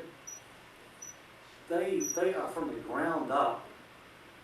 They look like they're designed to kill things. It's sort of difficult. I'm not entirely sure what to do about it. I take some comfort in the fact that, you know, the Bible kind of does try to make things easy for us, you know, where it spells out that God cursed the earth. We don't really know exactly what that was all about. I mean, there are certain things that are specified, like women are going to have pain in childbirth, and so on, and the snake is cursed, so it's going to crawl on its belly and things. But it just sounds like there's this massive sort of rearrangement of things. Some people, you know, come up with some pretty wacky ideas, and a lot of it's speculation. However you want to slice it or dice it, these things look kind of designed, and I'd be more comfortable if they look cobbled together for killing and stuff like that. So you're kind of what's bothering you is how good God would create a killing machine? Yeah. Yeah. Yeah. And cats look like killing machines. I think the only reason that the ones that we have in our houses don't kill us is because we're bigger than them. But I had an amazing experience this summer. I was in Kenya. I was in a place where they had several cheetahs inside an enclosure. And there are a couple of keepers in there. The great thing about some of these third world countries is there are no safety rules or anything. And I figured, you know what, if those guys are in there, I wonder, because I've heard that cheetahs can be tamed. I thought, you know, that would be interesting. So I said, hey, can I get in there with you? Sure, come on in. I got in. It was great.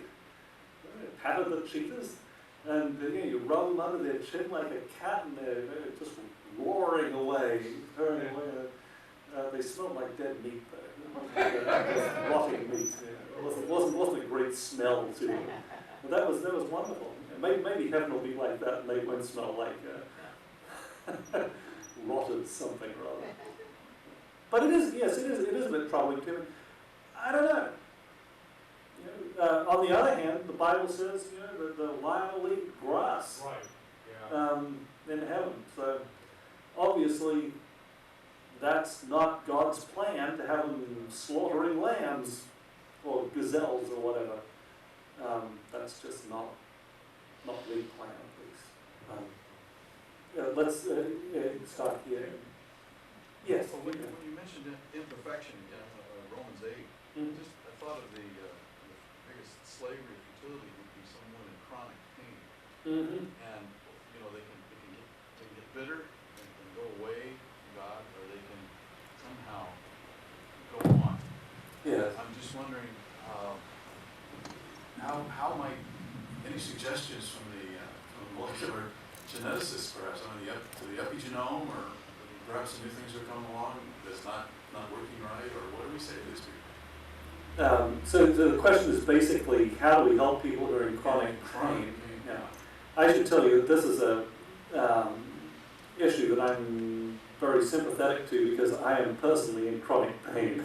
I, about 10 years ago, fell 9 or 10 meters onto this shoulder, broke 11 of the 12 ribs on this side, and it hurts all the time. And I smashed up my hands too.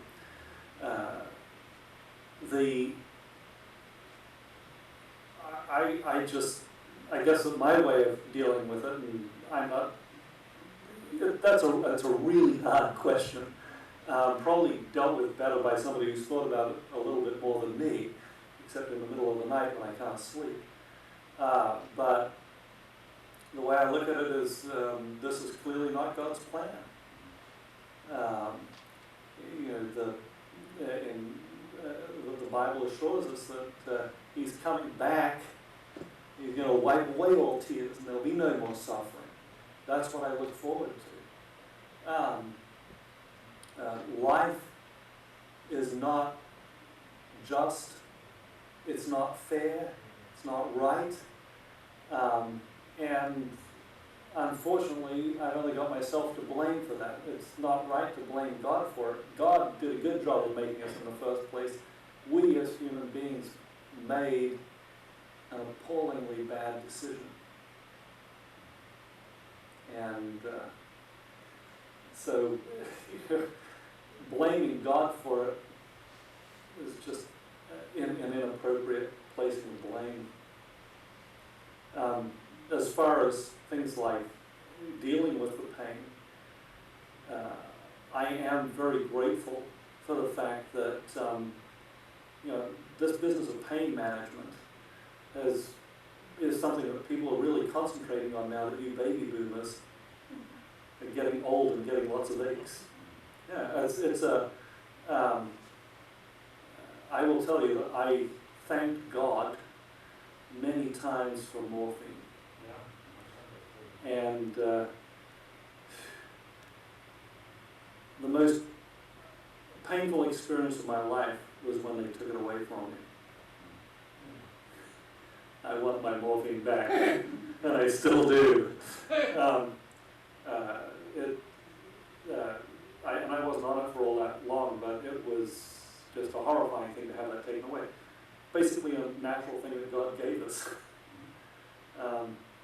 It's remarkable to me that we haven't come up with anything really better than morphine.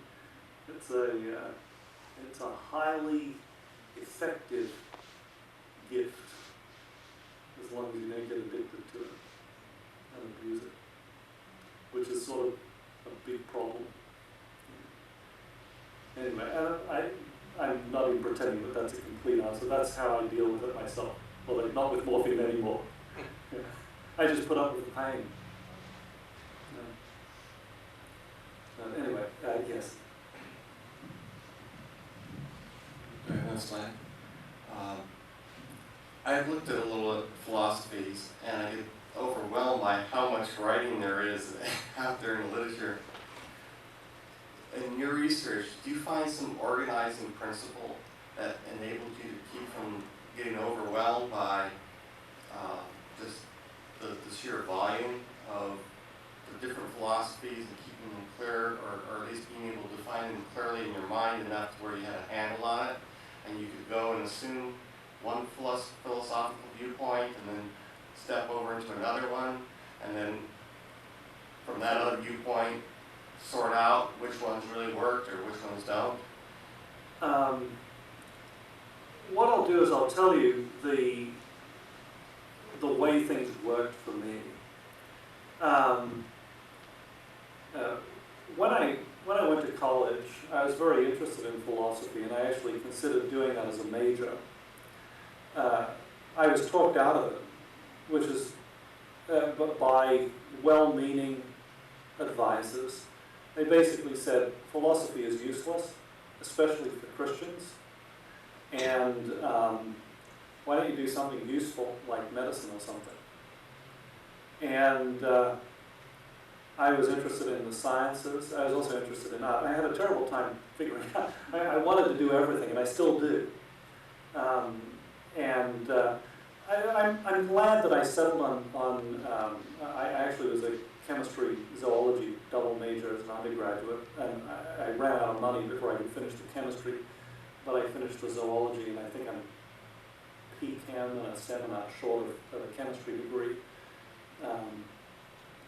Something like that, pretty close. But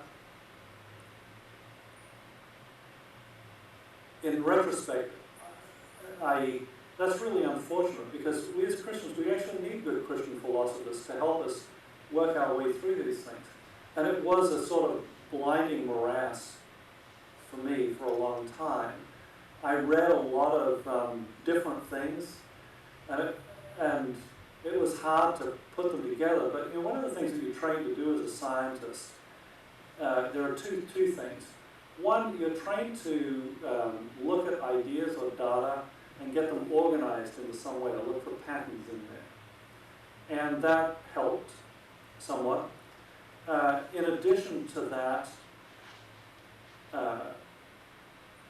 I actually got into this because I just stumbled across a Lucretius quote somewhere. And I thought, wow, that's pretty incredible. This guy, and then I looked at when he lived, but that was before the time of Christ. What's going on here? Why haven't I heard anything? I haven't heard of this guy before. Who is this? What's going on? And that's what got me going. And so I kind of worked my way back from Lucretius, and then obviously I was familiar with Darwin and so on from my studies, but everything in between then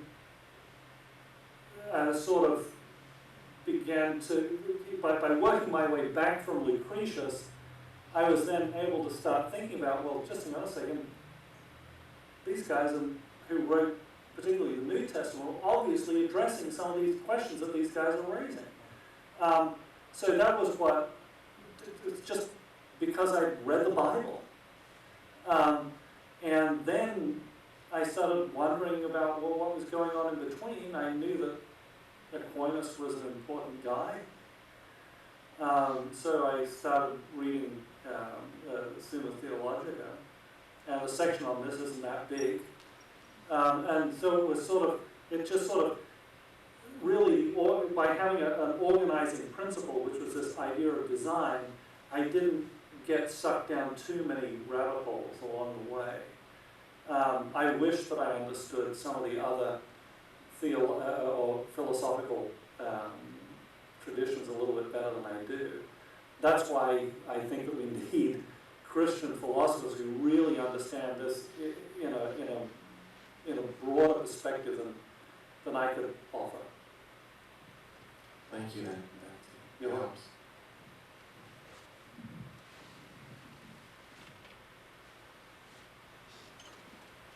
Okay.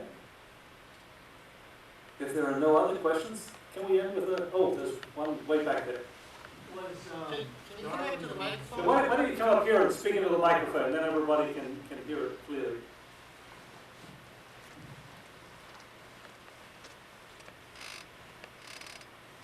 The example you gave of the Muslim people not appreciating what the British had done for them, was that the same problem Darwin had when his daughter died and he was angry with God and didn't thank God for all the other things that God gave him? Is that our problem today?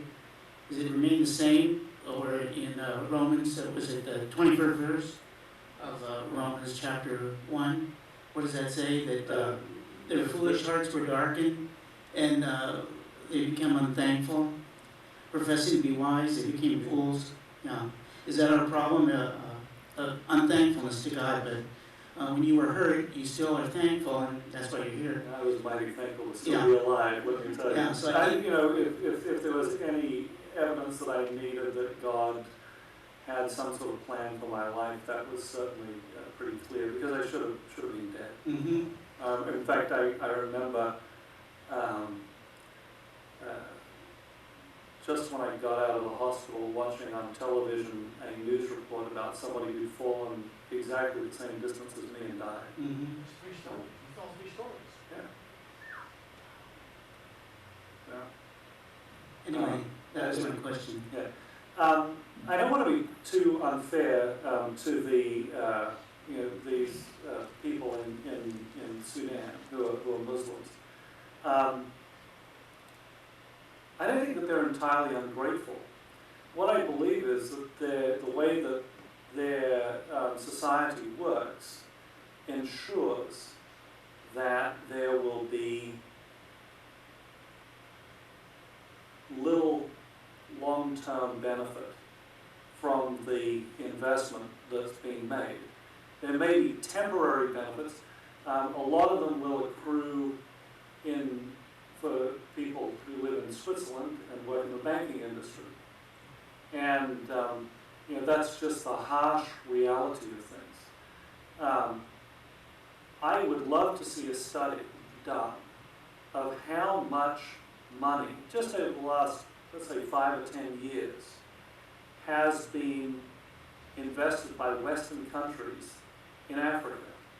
Okay?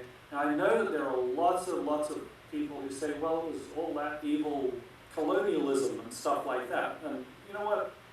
There's plenty of bad things to talk about with colonialism. I'm not advocating going back to that or anything. But, you know what? There's been an awful lot of money put into Africa. And an awful lot of it has wound up in Switzerland. It's just amazing. The university that I taught at in Kenya this year, the road that comes to it is a dirt road. It's almost impassable in the rain, and it rains all the time there.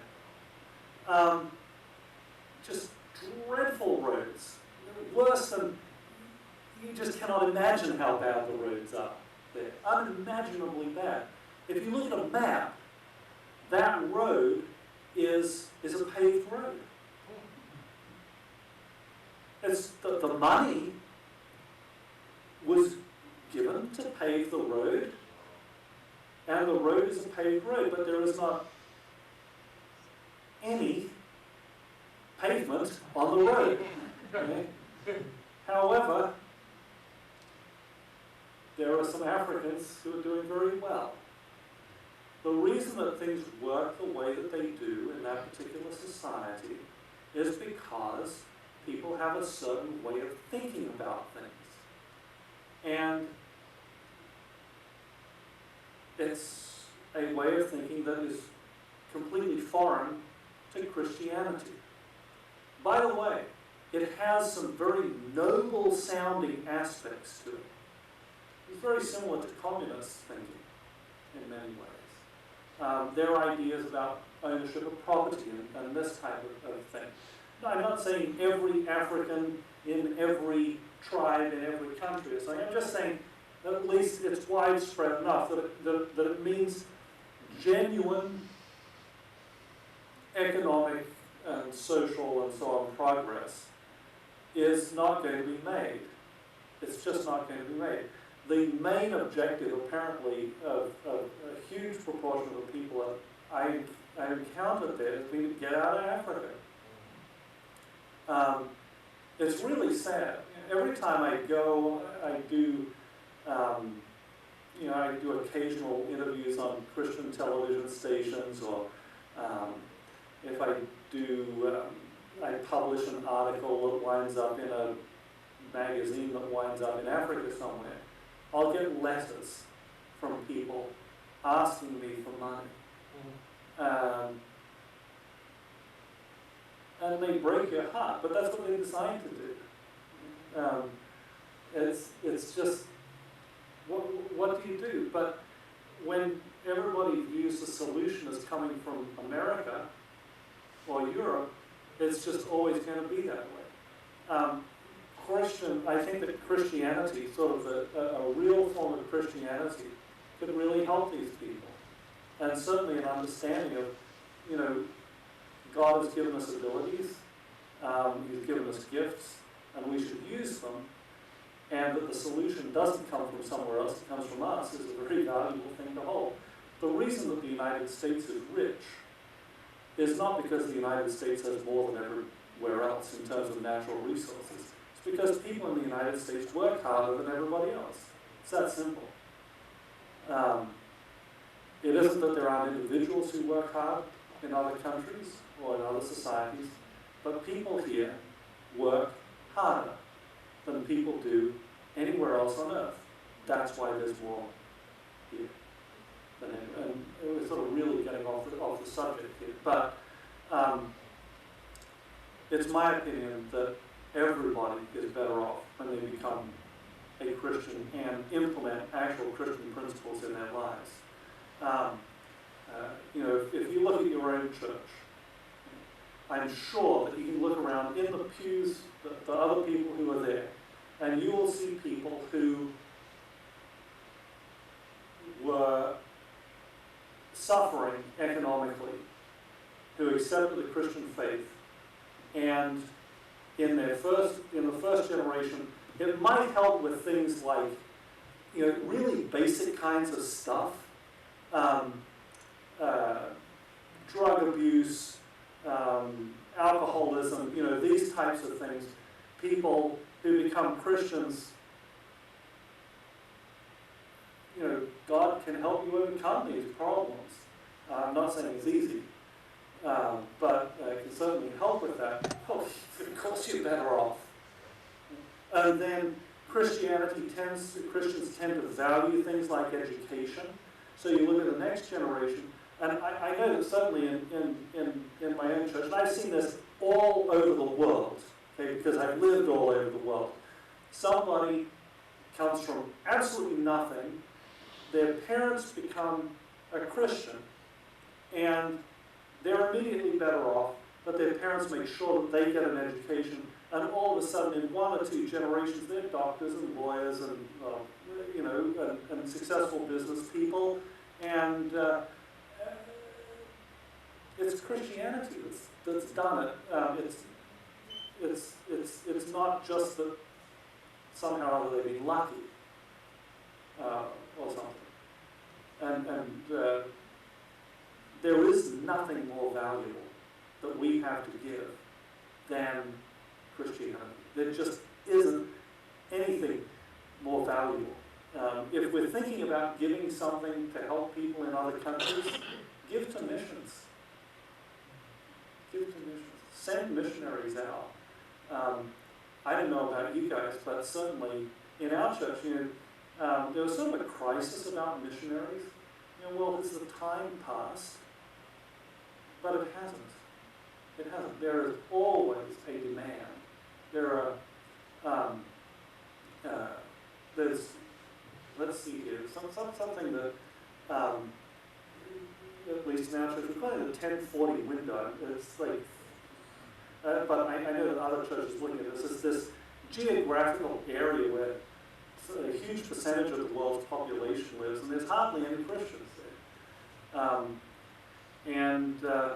So there's been an effort to sort of refocus our efforts on these areas where there's just nothing.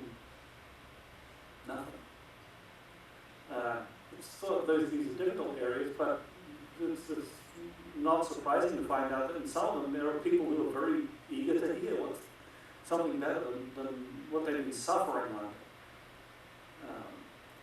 under.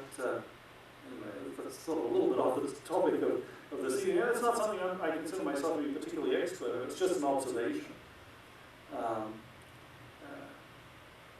Christian countries are just better off than any. You know, there are certain exceptions, like Japan, for example, and you know, Japan with a suicide rate 4 times the United States suicide rate. You know, Japan, with, you know, so there are issues there and everything, but economically, you can't deny that Japan has been an economic powerhouse and has done very well. You also can't deny the fact that it was the Christian principles that were enacted by Douglas MacArthur. I mean, that guy, you know, people forget how much we owe Douglas MacArthur. You know, they watch too much MASH and to see these, dopes going on about MacArthur like he's an idiot. This guy, his vision is why Japan is what it is today. And it was certainly inspired by Christianity. Really an incredible thing. Christianity benefits everybody, even people who are not Christians. In a major way. It certainly has benefited me, no doubt about that. Yes. There was, I saw this show that kind of chronicled, there was a law legal case at a school in the East Coast a couple of years ago on evolution. Oh, you're talking about the Dover, Bingo. Pennsylvania Yeah, case, yeah. yes. And they said they had called these famous, intelligent design people, but only VE showed up. Yeah, Do you know why? yes. I watched that whole thing unfold, and I'm going to use some harsh language here, so just excuse it. The people who were pushing the intelligent design policy there were idiots. Okay? What they were doing was pushing a situation that was very, very unlikely to win. When you see the American Civil Liberties Union get involved with a case, it means that they are almost certain of winning. And the way that you make them almost certain of winning is by doing things in a stupid way. That's the way things were done in Dover.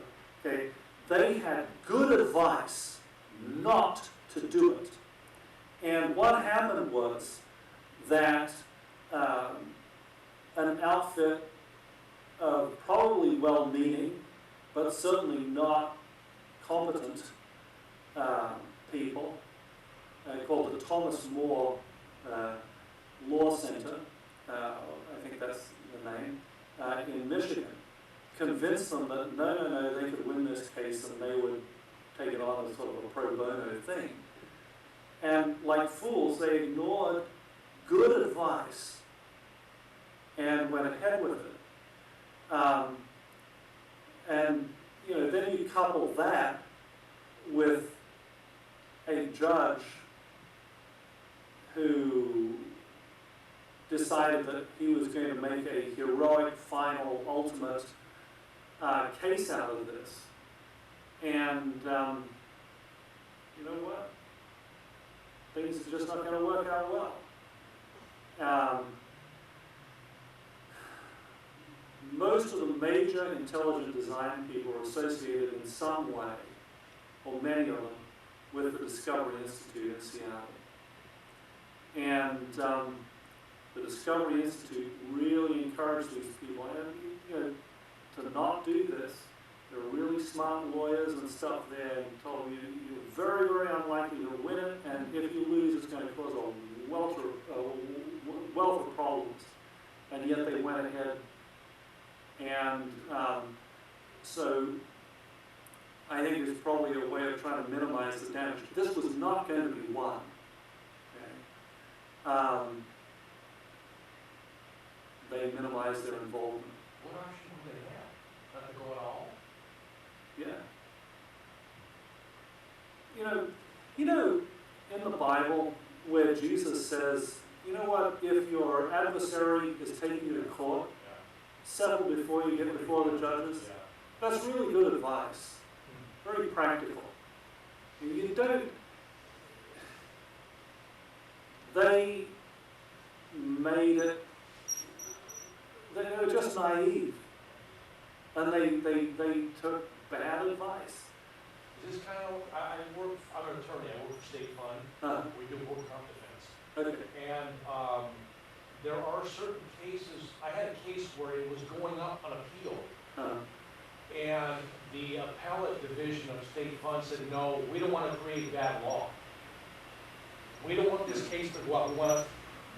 We want to have a case that where we can, if it wins, it's going to be good for us. Mm-hmm. If it's bad, it won't kill us. Exactly. There are certain cases that we will not intentionally appeal because we want to wait for a better set of circumstances. Is this what you're saying? Precisely. Okay. Precisely. Right now, when you read Judge Jones's decision, it really sounds devastating and everything. The great thing is, it's only applicable in whatever that particular court jurisdiction is in. It's like some small area of Pennsylvania or something. Much better to leave it there and let it die. That's why there have not been appeals. And there have been just some really kind of weird things that have happened with it. If you're interested in that case, you may want to try reading a book called Trapezing into Evolution. Trapezing into Evolution. I know Casey Luskin and Jonathan West, I believe, are authors. And they give, I think, a reasonable perspective on it. Because I think that what that particular case represented was really a worst case scenario. But you get it all the time. You know, creationists are quite capable of being, you know, our own worst enemies. And we've given some really low-hanging fruit to the groups like the ACLU. We shouldn't do that. And in my opinion, what we need to do is we need to ourselves look around for wise ways of opening up schools. As I said, you know, I do not believe in any